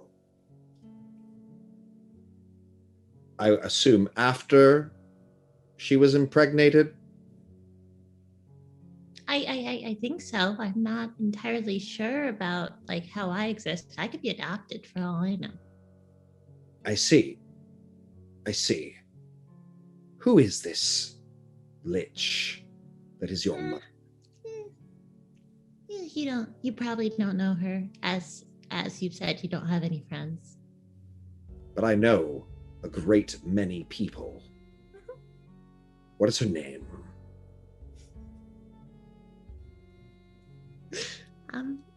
Lady Penrose, are you struggling or sorry? I forgot what I named her mom. What was that? I forgot Penny's mom's name. It's Lady Penrose. It's fine. There's a lot of names. What's just Lady Penrose, correct? Yes, I didn't mean to call you out. Oh no, I forgot her surname and I didn't want to be like, it's ma'am. Right. So I was like, call her mom. We didn't really give her a surname. We did. It was Lady Penrose, wasn't it? That's what I have written down. Yeah. And he says, Lady Penrose. Uh-huh. We have long been at odds. That makes sense. She is knowledgeable and powerful. She could be brought into all of this if that is your desire. That wouldn't be the worst idea. It would definitely be an insurance policy that you wouldn't fuck up. I won't, as you so eloquently put it. It's the eye, it's not me. Fine. I will take it upon myself to contact this Lady Penrose, tell her about our friendship, and see if she is willing to aid me in my arcane endeavors and put aside the petty feuding that has gone between us in the past. That sounds good. I look forward to our future time together. Okay, I'll give your eye back sometime soon. I see. Regardless, the rest of you, if this is to succeed, you need to be a little stronger than you are now. And I think what that means, as I ever think it means, is powerful magic. I wish to upgrade your armaments. I have access to nearly every magical item that has every kind of magical item that has ever existed on this world. I collect them, you see. Now, before you think of stealing them from me, they are secreted in vaults and hidden places that surround this entire globe, many of them in the deepest and darkest places that living things have never tread. So don't think of it. But I'm happy to gift some of them to you. Walker's been eating a plate of who knows what this whole entire time. It's like, so, gift. Audience and cast. Very rare items. Any very rare item that you want is available. One for each of you. You're going to get a very rare item of your choice. And I want the audience to recommend, if you know any good very rare items, anything that might be exciting for any of these characters. What's that? One more question. Huh? Sure. In character? Yes. Yes. You didn't use the special thing in the last 30 years, right? I have tried to avoid. I try to save my powers for when they're essential. Not for when they will. Not for when they will simply give me a slight advantage in the moment. Were you planning on using it in case things went poops? Which one are you talking about? Wish. Oh, I can cast Wish if that is my desire. I could leave this planet to all of this destruction. You've touched upon something. It's going to be a contract between the two of us. I have a fondness for this world, and yes, I wish to see it kept intact. So Okay. yes, if I had to, I would use that wish. Just wanted clarity. I also just wanted to know if you already expelled it. That's. You need to have both the eye and the hand. That's what I was double Yes. checking. Yes. You have both. He does. I was like, oh shit! Finn had made a joke earlier. I didn't just and give- I am hoping that joke works. I did not just give Penny power to cast Wish. I was like, oh shit! Did I do that? I was like, no, it's both. It's both. No, Penny Woo! was genuinely asking. Oh, I know. Yeah, great. No, he is not. But he can also cast Wish if he so desires. He can. So, but he tends to have power word kill prepared. Yes. It was less about his So capacity. the audience has some options up there for you guys. Do you guys know what you want or what sort of thing you might want? I'm between 3. Oh goodness. Sorry. Just ripped the fattest fart. So I'm between 3 personally, which is the Staff of Power, the Rod of Absorption, and the Tome of Leadership. Tome of Leadership would bump my charisma to 22, which is fun. The Rod of Absorption lets you absorb spell levels and slots, and the staff lets you thwack people and cast powerful spells. So let's do this one at a time. Do we want to vote? See the audience, since you've got 3 options and you're so clear in it. Do we want to see? I mean, I think I know which one I'm leaning towards, but I'm a-okay. I'd be happy with any of them. Great, that's fun. I like that. I wasn't planning on doing this that way, and we've done a lot of votes today, but that's fun. Let's vote. What are the 3 items? Staff of Power, Rod of Absorption, Tome of Leadership, and Influence. Oh. But like Tome of Leadership, it's the charisma book. All of the books are very rare, just saying, if you want a stat to go from 20 to 22. I don't know. But only one of them can be read like once every 100 years or something like that. I love all the rare crap in this game. Yeah. It's a fun one. What are marvelous pigments? And I've never had the opportunity, so I'd love to have 22 and Walker, I'm gonna give you a link somewhere in the Zoom chat, I guess, to the 9 Lives Stealer weapon that everybody's talking about. So you have a idea of what it might be, and if you want it. The oath bow is good, but I don't use oath bow. But Walker, I think, could use that. A short potentially version of it. Oh, I put it in the wrong chat. Well, it's there. It's in there. Twitch. I mean, it's fine. It's in the Dungeon Master's Guide, so yeah, not a problem. Here it is in the Zoom chat, Walker. I don't know the abracadabras, and you've said that twice, and now I need to go look it up. Abracadabra.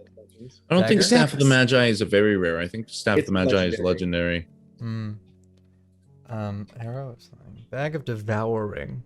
Devourer of chaos. Yeah, the Bag of Devouring He is nuts. doesn't care about having things. My mom counts as a weapon. I thought about the Horn of Valhalla, honestly. My mom is God, literally you know, a weapon. I would let you have whatever, because this is this game, but in my regular D&D games, the Horn of Valhalla is banned. That, as it should be. As it should be. It's ridiculous. And you know why? You know why? It's not because it's powerful, it's because it takes away agency from the other players. You blow the Horn of Valhalla and you get 30 Viking warriors and nobody else matters. And that's why I banned it in my games. I don't care about my players being powerful. I hate it when they take away agency. You from the use other it players. to Yeah. just skew action economy so heavily on your side, it does not matter what you are fighting. Yeah. Right. Looks like it's the Tome of Leadership and Influence. Nice. I do have a tome of leadership and influence, says Mazarkul. I always thought about reading it, but then I thought to myself, why? That is why you are uncharismatic. Hand it over. Also, I just wanted to respond to Ryan in the chat about a Freddy's. The odds are too low. Like with it. Like the Afraid? probability for it, it's not worth it. All right, Walker, did you have a chance to look at the 9 Lives Stealer? I saw it. Do you like I it? do. What kind of weapon? Do you want a 9 Lives Stealing bow?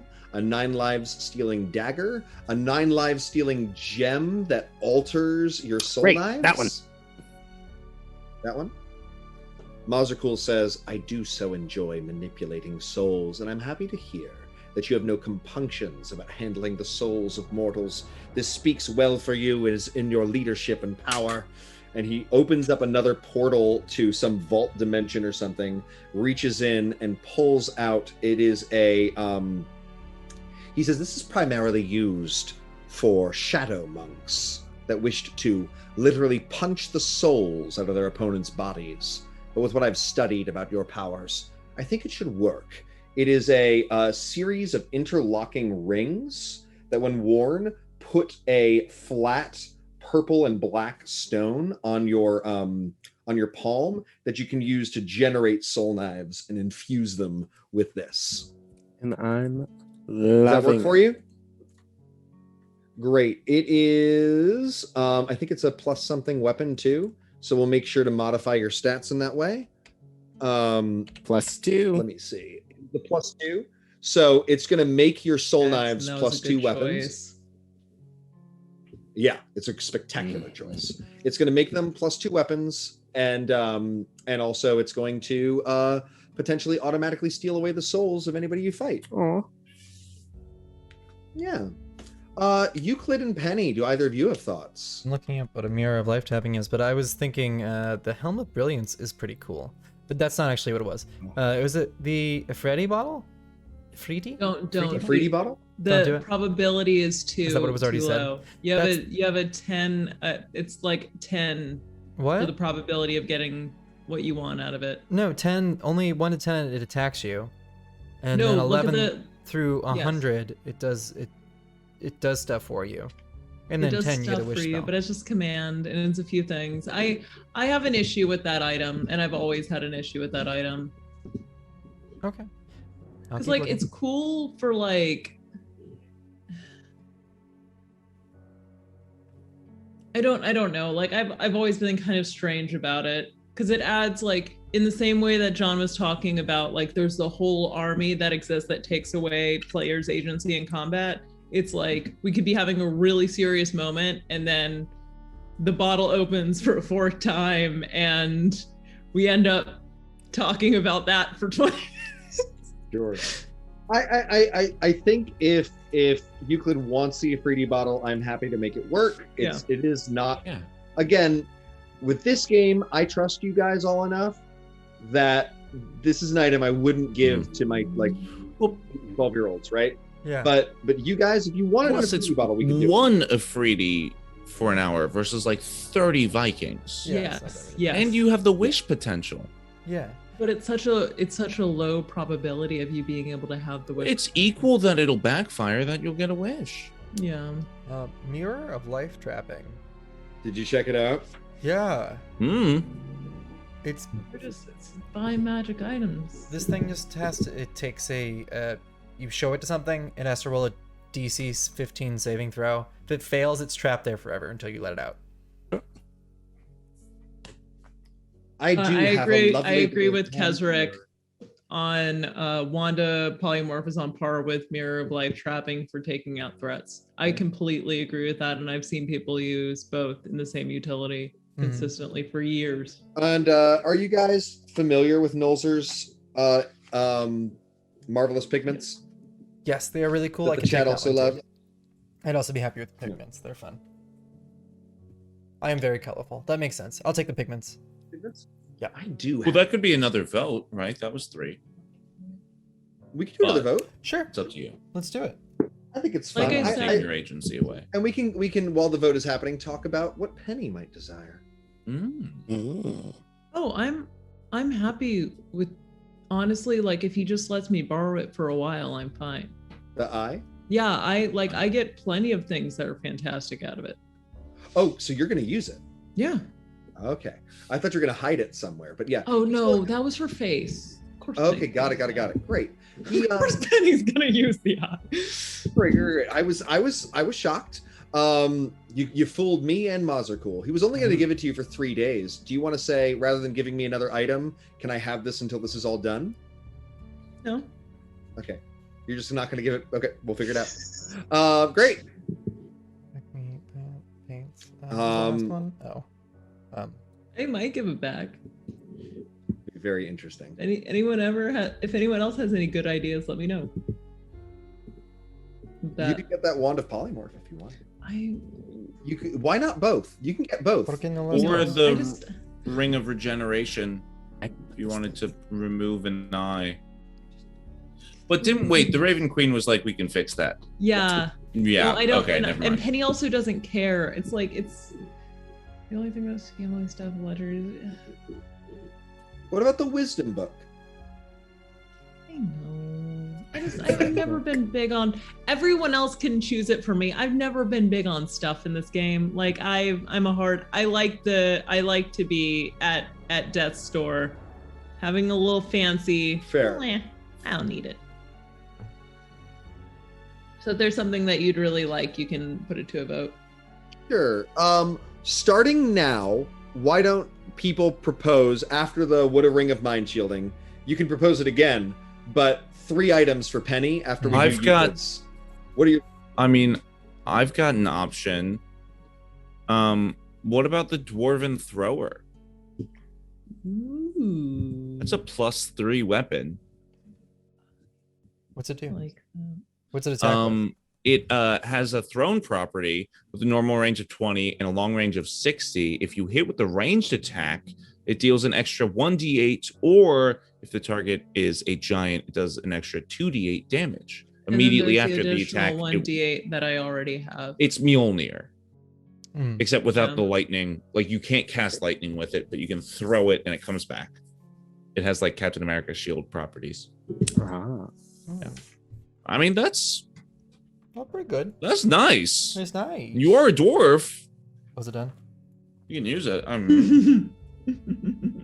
All right, one more proposed item for our next vote for Penny. So what was it? The Robe of Robe of Stars. Stars. I just saw that in the Dwarven Tosser. chat. Yeah. Spellguard shield. Great. Robe of Stars, Dwarven Tosser, Spellguard Shield. Animated shield is pretty cool too. I don't know if you saw that one. You just say a word and it allows you to use both hands. It just animates in front of you. It's like a little buddy. But That is nice. Spellguard It's shield. a very rare spell scroll. That's not a bad point. I do like that one. Robe of Stars. Is there a spell you'd like to have one cast of? Very rare, I think, goes all the way up to 8th level, if I'm not mistaken. Geese. Geese. I feel like Robe of Stars definitely makes the most Robe. sense for choice. Great. There's hammer. Acme, you are getting Nolzur's magnificent paint, or Nolzur's marvelous paints. M positive word. Another paints. thing that you want to keep in mind for Penny is deception when it comes to very rare. Like, what could possibly allow Penny to get away with what Penny needs to get away with? Because as far as you guys have mentioned, Robe of Stars is probably one of the only ones.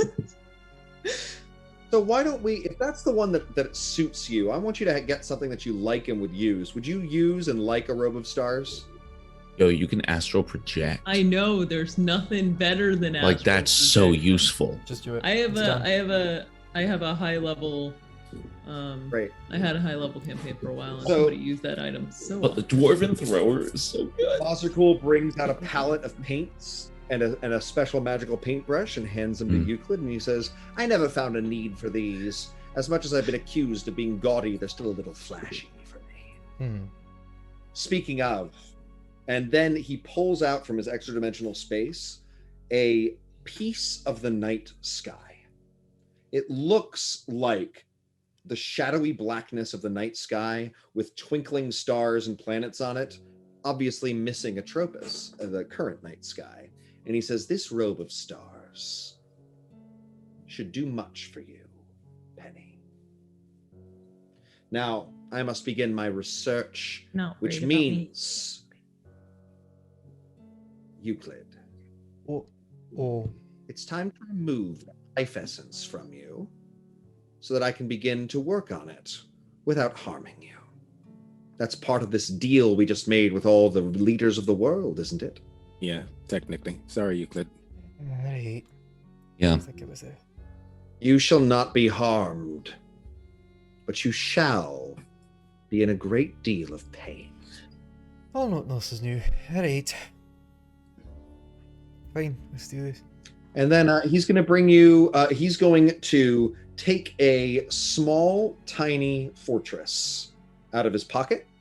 He's going to throw it on the ground, and it's going to become a giant 40-foot by 40-foot square laboratory. And it's a lich's laboratory. It's covered in skulls and spikes. Too many. And he says, my instant laboratory, I made it myself. Do come in. I've got to get one of those. Yeah, alright, let's go in. It's nerdier and nerdier as we go on. There is some horrible screaming from inside as we don't actually watch the torture happening, but a few minutes later, it's honestly horrible for several minutes, but afterwards you feel relieved and less overwhelmed by power. There's a little glimmering yellow, white, and green heart glowing in the air that floats over the pedestal, and he says, so much work to do. Thank you. Thank you ever so much. And he lightly caresses the energy coming from the side of him.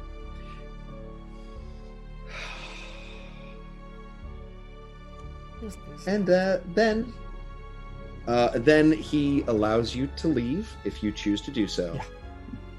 And he and the laboratory disappear.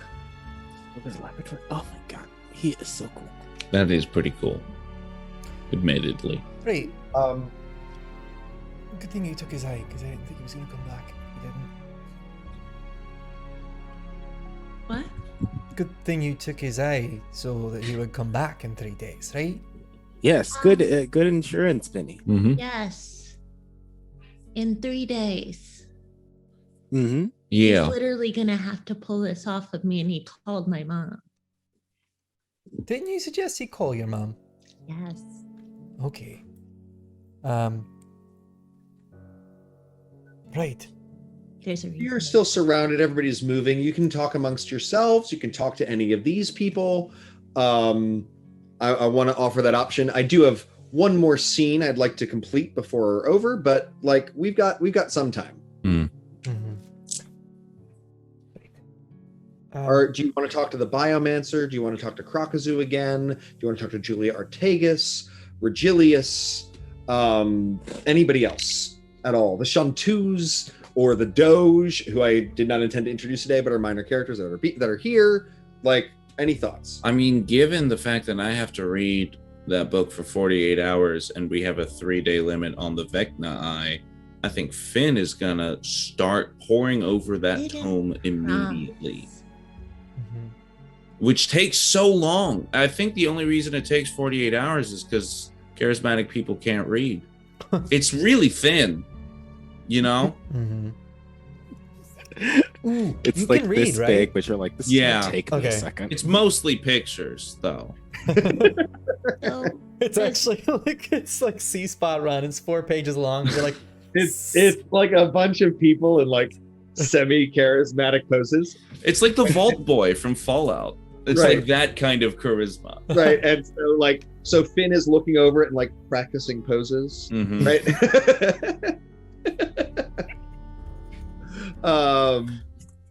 Great. So, do you want to talk to any of these people? Do you want me to just have somebody come up to you? sure. Why don't we talk to the bio dinos? Great. So are you less gross now, Euclid? No, just as Yeah. gross, little less shiny. Wait, you didn't get rid of the worms? Nope, just took out the light. He still think it was a bad idea to give the Lich the heart I of the thought he world. said he was taking out the worms too. That's That good is, eventually. happening, that is happening once Atropus is close enough, and killing the worm will have an effect on it. Oh. Well. It was voted for democratically. So. Yes, it was. Yeah, maybe, sometimes democracy, Listen, I thought he was Whoa. gonna like do a full body extraction where he's like, I'm gonna take all the bits out. I wasn't paying attention to what he was saying. Got you. It hurt a lot, just let you know. You still hurt? Oh, I'm fine. He just walks away with a limp. Penny. you- Penny You're Casper. walking over to the speaker Zagara, or the prime biomancer Zagara. That's what I'm going to talk to you. So she's surrounded by guards. They're all wearing chitinous living armor, and you see that they have amphistaffs, which are two-headed snakes that can move and strike on their own, but can also become a two-headed snake staff. The scales are sharp, and the edges have fangs that they can use to puncture and poison or slash. These are the warrior weapons of the Okavangan people.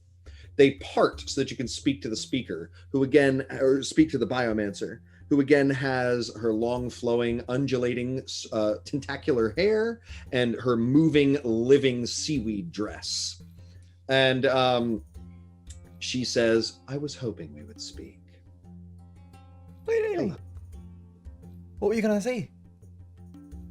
Well, first I was going to congratulate you on your survival against all odds. The Okavangan people appreciate independence and resilience.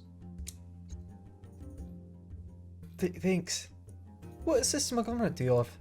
I'm just asking. Say that again. What system of government do you all have? Arcane meritocracy. Ah. Best mages win? Well, the mages that are most able to prove their benefit to society. We believe that power is a responsibility. I was given this position because my magics were essential to the creation of several new scientific disciplines and the evolution of our transportation systems in particular. I hear you But- have living monorails. How does that work exactly? The towers of our city is 4 different towers: art, science, residential, and war. And those towers are connected by tubes that look a great deal like vines, inside of which are large beetle-like creatures that crawl through those tubes, connecting all the different parts of the towers. Right. And people sit on the beetles, is that what you're saying? Indeed. Got ya. It's not like an esophagus. Okay, I get it. It's more plant-like. Oh, this is much less disgusting than I was thinking it was going to be. Yes. They're plant-like vines, huge beanstalks, really, hollowed out, inside of which giant beetle-like creatures scurry at great speeds. Am I the only one who thought they were living in meat houses? Yeah, I thought it was like houses meat. too. Like thought they, unrotting meat. Yeah, they like grew it. It lived and it pulsed and it was wet. Yeah. And, It does yeah. live, it does pulse, it's not wet. Okay, as long as it's dry. The towers are a combination of meat, chitin, and vegetable matter. Whatever would take for them to grow and to be the strongest, the Okavangans are not squeamish. Great. So, and she says, so you are, since we're speaking, I think I should aid you. What can the Okavangans do to make this quest of yours, this gaining of power and knowledge that you need before Tropus comes, this quest to keep the world alive until he gets close enough for us to achieve our ends? How can the Okavangan people aid you?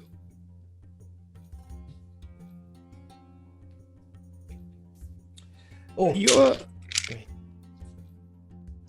Go ahead. No, I'm sorry. I thought. Go ahead. You're here. You can speak. I don't have to say everything. That's wonderful. Go ahead. Your people are good with transportation. There are many people around the world who are being displaced by the atrocities that are happening right now. Is there any way that you could help any of these refugees move to a safer place fast?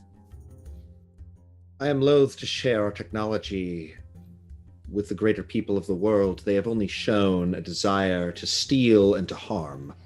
But if what you're requesting is that, I can see that some of our cephalopod submersibles and our pteranodon transports can be made available to those that need to leave their immediate areas.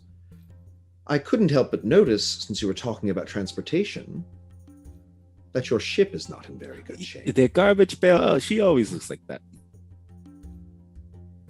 I'm so sorry. This is the conveyance that the president of Teklatuatl and the heir apparent, well, second in line, theoretically, to Majima Kali. You choose to travel in that. I thought it had a little bit of charm to it, but now that you say it like that, I am getting to feel a little embarrassed about it. Yes. You can keep your vessel. I don't want to take away this initial symbol of your growing power. But perhaps we could upgrade it.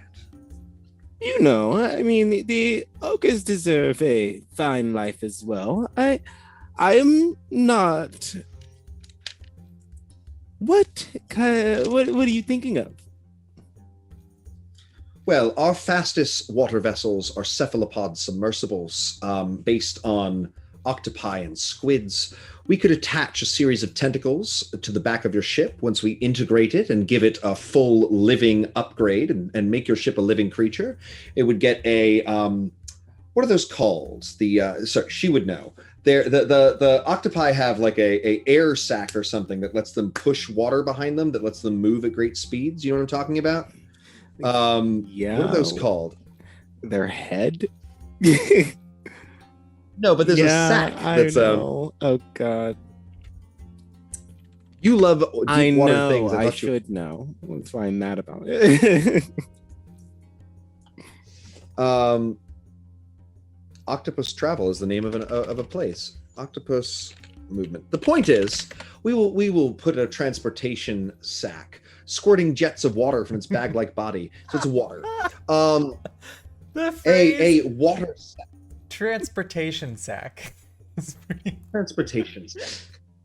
Surrounded by tentacles that would push your ship at great speeds. Now, I did mention the ogres, right? This ship wouldn't be that tasty, would it? Because I guess they can eat something else. It would still be it would be made out of wood and chitin. Oh, okay. All right. There'd be the tentacles would be rubbery. Do you have a personality preference? Your ship won't be able to speak, but it will be alive. Well, I mean, if you're going to give the Garbage Pail a personality, why don't you just keep the one that she has already? Boisterous. Boisterous. We can infuse. Our experiments with artificial intelligence infused into our living constructs have usually allowed us to infuse 2 personality elements: boisterous and. Jackson recommends sassy. Yes. I thought you. Bring back the Gwyn energy. Rusty is severely depressed. Jackson also, then also Randy. Horny. Randy. Horny fucking ship. Into it. The ship's thirsty and it's in the ocean. You know what? I'm climbing up this You know wall. what? We'll go a little over. We will do one more vote, Okay. which is boisterous, and actually put boisterous on the list, Okay. and we'll do the top 2 things that are voted for. Horny spaceship. Slightly over. I do have to run to the restroom. I was gonna keep myself together until we got to the end, but since we're gonna go over, I'm gonna just call it now. Boisterous. All right. Sassy, depressed. I think that's enough. Yeah, all my right, ship I will be is right back. sad. My Boisterous. ship is just sad. Sassy. I My want a ship is depressed sad, ship. Yeah. and she hates you. Yeah. So boisterous, sassy, horny, depressed. Wow. Okay, this is a good. I can't say horny for some Sassy reason. and depressed. Just I'm do thirsty. H asterisk R N Y. I'm just I doing love you, change to daughter. thirsty. You're the best. Keep being you. Connor, right? Sassy and depressed. I am summoned. Thirsty it is. Right. Who knew that this is where we'd end up after stealing We're gonna a live boat? inside this ship, and if it's, yeah, all right. right, Like, thirsty I wonder and sassy. That's what we're what getting. it can do for me. It's definitely thirsty. It looks like. Wait, do you remember that ship? Did anybody play Divinity 2? Remember that ship? Once you are able to romance your partner, the ship is like, I'll give you guys somewhere a little private. And it like creates a room for you to have sex in. See, I've That's the seen the YouTubes because I'm a weirdo and play games and sometimes don't romance until the second playthrough. I understand that. Yeah. But So this yeah, involves so Hey, thanks delicious. for the raid. Oh, thanks for the raid, Rob. Friday Hey, afternoon, team. dude, how's it going? We're Friday? deciding on the personality of their ship.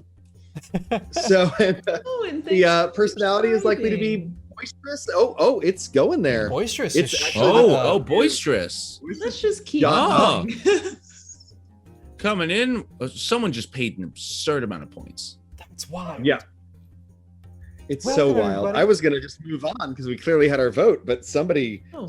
went in. Mhm. People were saving their votes for today, or their points for today. It seems Yeah. because today's was a big Oh, decision day. Thirsty's People coming went back crazy. strong, though. Uh We oh. are Yeah. currently Ooh. voting on the name of a ship. Not the name. Personality Yeah. of a ship. Mhm. Currently, So while Volker you're is doing gonna this, be horny and the very loud about it. Okavongans- the Okavongans pull out from their place several coolers full of meat. Oh, And they just dump this meat into the ocean next to your ship, and their biomancers begin to work on it, crackling and crafting, shifting the meat into tentacles and chitin. The hull is covered in a chitinous exterior. The tentacles waft out of it, and there's no apparent eyes or anything else on the ship.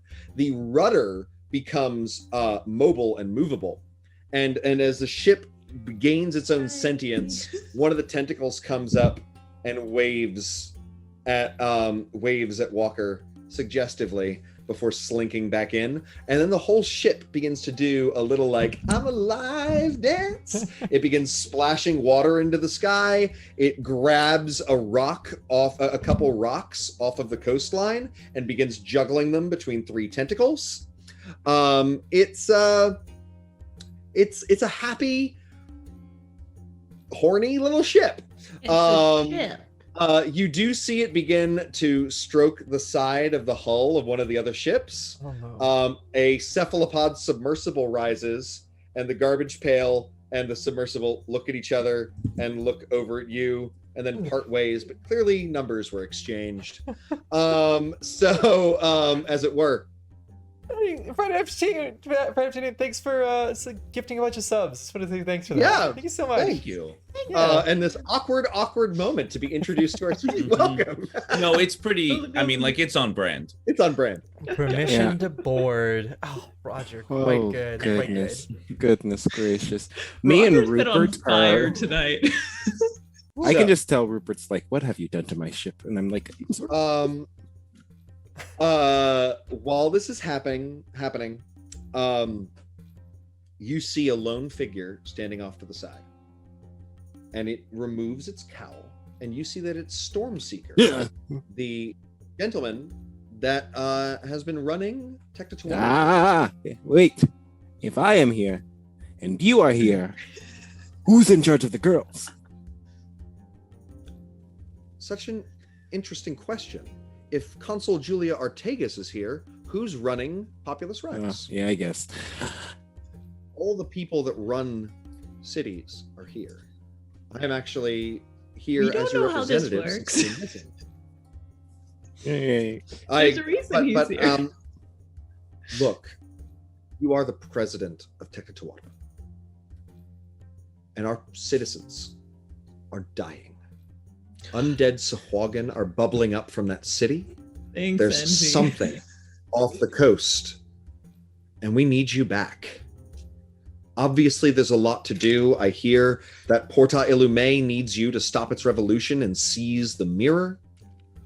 You could find the secrets from listening to that. You could try to still find the secret origins of Atropus and use that knowledge when you land on the moon. There's no reason you can't do that. But I would beg you to come back to Tectatuatl and save its citizens. There's little I can do, and you and yours seem to be the only ones that can. There are also undead Yonti streaming from the forests, and even rumors of undead green dragons risen up after their death, wandering the jungle. Wait, Finn, did you just lick your lips? No, I want revenge. I want to burn them. Okay. That's I'm not. the energy I you just living gave. green It's dragon not the energy wrecked you just my gave. system. Just tore through me. I was like, you already bubbled up a live one. No, I cracked my knuckles eat in a dead one? anticipation for the beating that I will be giving them. Okay. Okay. Stormseeker. Absolutely. What? I wish you would have told me sooner. I absolutely How was I supposed to do that? don't know. We should have come up with a system. Oh, goodness. I'm sorry to have put you in such an awkward position, Stormseeker. It might not be for much longer. I have so much to do here. It feels, dare I say, wrong to split my time in such a way. But if my people need me, then my people need me. And I have to answer that call whenever they call. Well, it seems your ship, and the ship is currently playing patty cake with a different cephalopod ship that has risen. Clearly a different color. This one's a light blue. The other one was green, and they're playing a weird thing. Though off to the side, two tentacles are like entwining and shaking, and it's a weird courtship ritual. It's Almost clear like a that your ship is getting lots of numbers while it's at this single and ready to mingle boat party. Oh God, Um, I can't say it. and I'm really terrified by everything that's going on right now. but it looks like it can move swiftly. It's fast. Huh. We So, done. so we can expect you soon. Yes, absolutely. Very good. We'll see you in Tectatuatl maybe within a day or maybe 2 days at the speed that ship can move. Exactly 48 hours. So we have 1 day with the eye. Leaving them with 1 day with well, we'll see what Penny does. Sorry. I'm very excited Well, to see yeah. what Penny does. 1 day with the eye. Yes. All right. All right. Everybody is packing up and getting ready to leave. This is your last chance to talk in person with most of these people before work begins. It seems like you guys are good, though. Mhm. Yeah. The garbage pail, as Walker goes near it, a tentacle shoots out, wraps him up, and puts him picks him up and drops him right next to the helm. And as you get to the helm, you see 2 eyes and a smiling mouth. It can't speak, but it can be communicated with.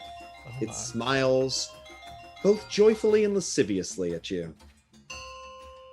Like Zeke right now is how the ship is smiling at you. Just a wall Alright. with And just like I always do when I set sail, I get Rupert to do it for me. So Rupert comes over and he says, "Yar," and the rudder spins, but the face stays in place. And he says, "Set sail," and the face nods, and the ship shoots forward. Its tentacles doing that like weird octopus movement that we're all familiar with, hopefully. And the ship shoots forward, moving easily twice as fast as it did before. And the garbage pail, who now has to live with that name, literally, sets off south. onwards to Tekatuat. Cool. Yay! Hey, thank you for joining us for Dice, Drinks, and Drama. We're a weekly streaming show that happens every Wednesday on Twitch at 8 p.m. Eastern Standard Time. Join us then. You can help us make the decisions we make along the way. If you like what you saw, please subscribe down below. Or ring the little bell over there, I think. I'm not exactly sure where I am in space and time, but hopefully over here we'll have a link to our newest season, The Reigns of Ron, which is an Eberron mystery noir adventure. Over here we'll have some one-shots, and then up there's more subscription buttons you can press. We're all about the buttons here. I'm gonna make some buttons and sell them to you. Keep talking about buttons. All right, bye.